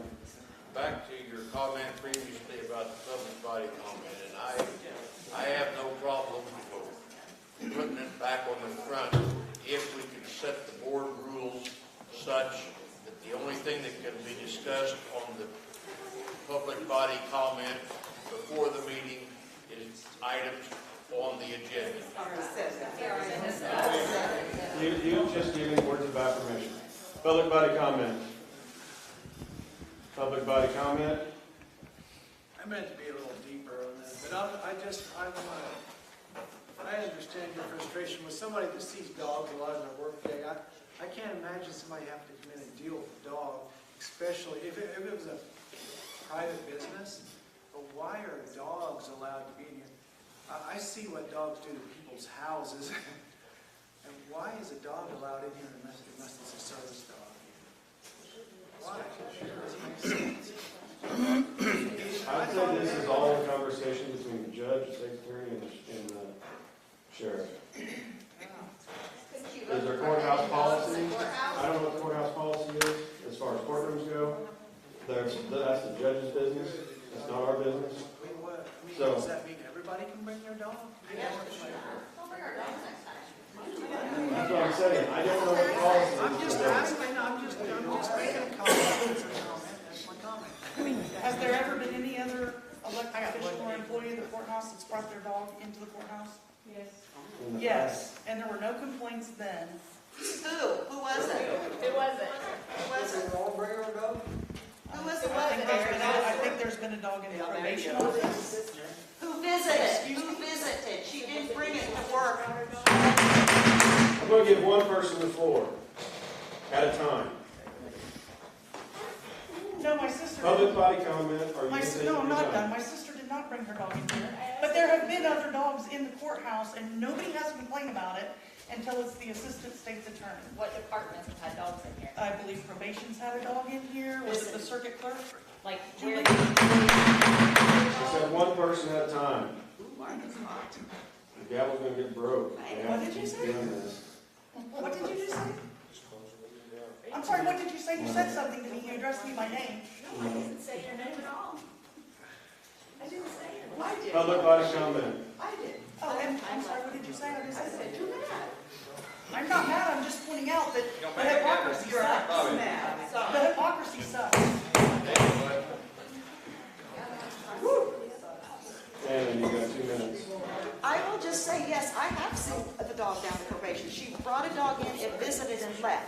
That dog did not sit and bark for 35 minutes straight, where we couldn't hear our customers. Our customers were complaining, we can't hear you, what dog is barking? We deal with elderly customers, they couldn't hear us, we couldn't hear them, the dog wouldn't start barking. What do you want us to do? What do you want us to say? I'm sorry, there's a dog upstairs, it's here all day long. The other dog that was in the probation office came in for a brief moment and left. There's a huge difference in visiting or up there for 8 hours straight. It's a big difference, Martha. I'm just saying, if you want to know dog policy, make it. This is public body comment. Here. You have the floor. Martha, please. Thank you.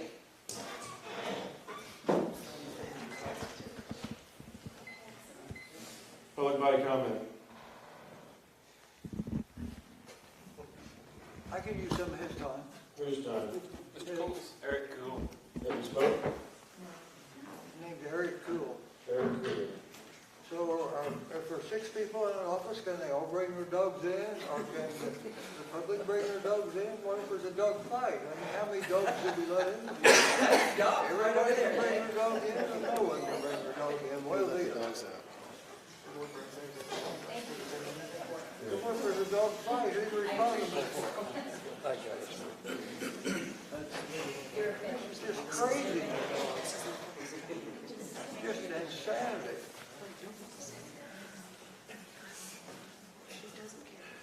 Public body comment.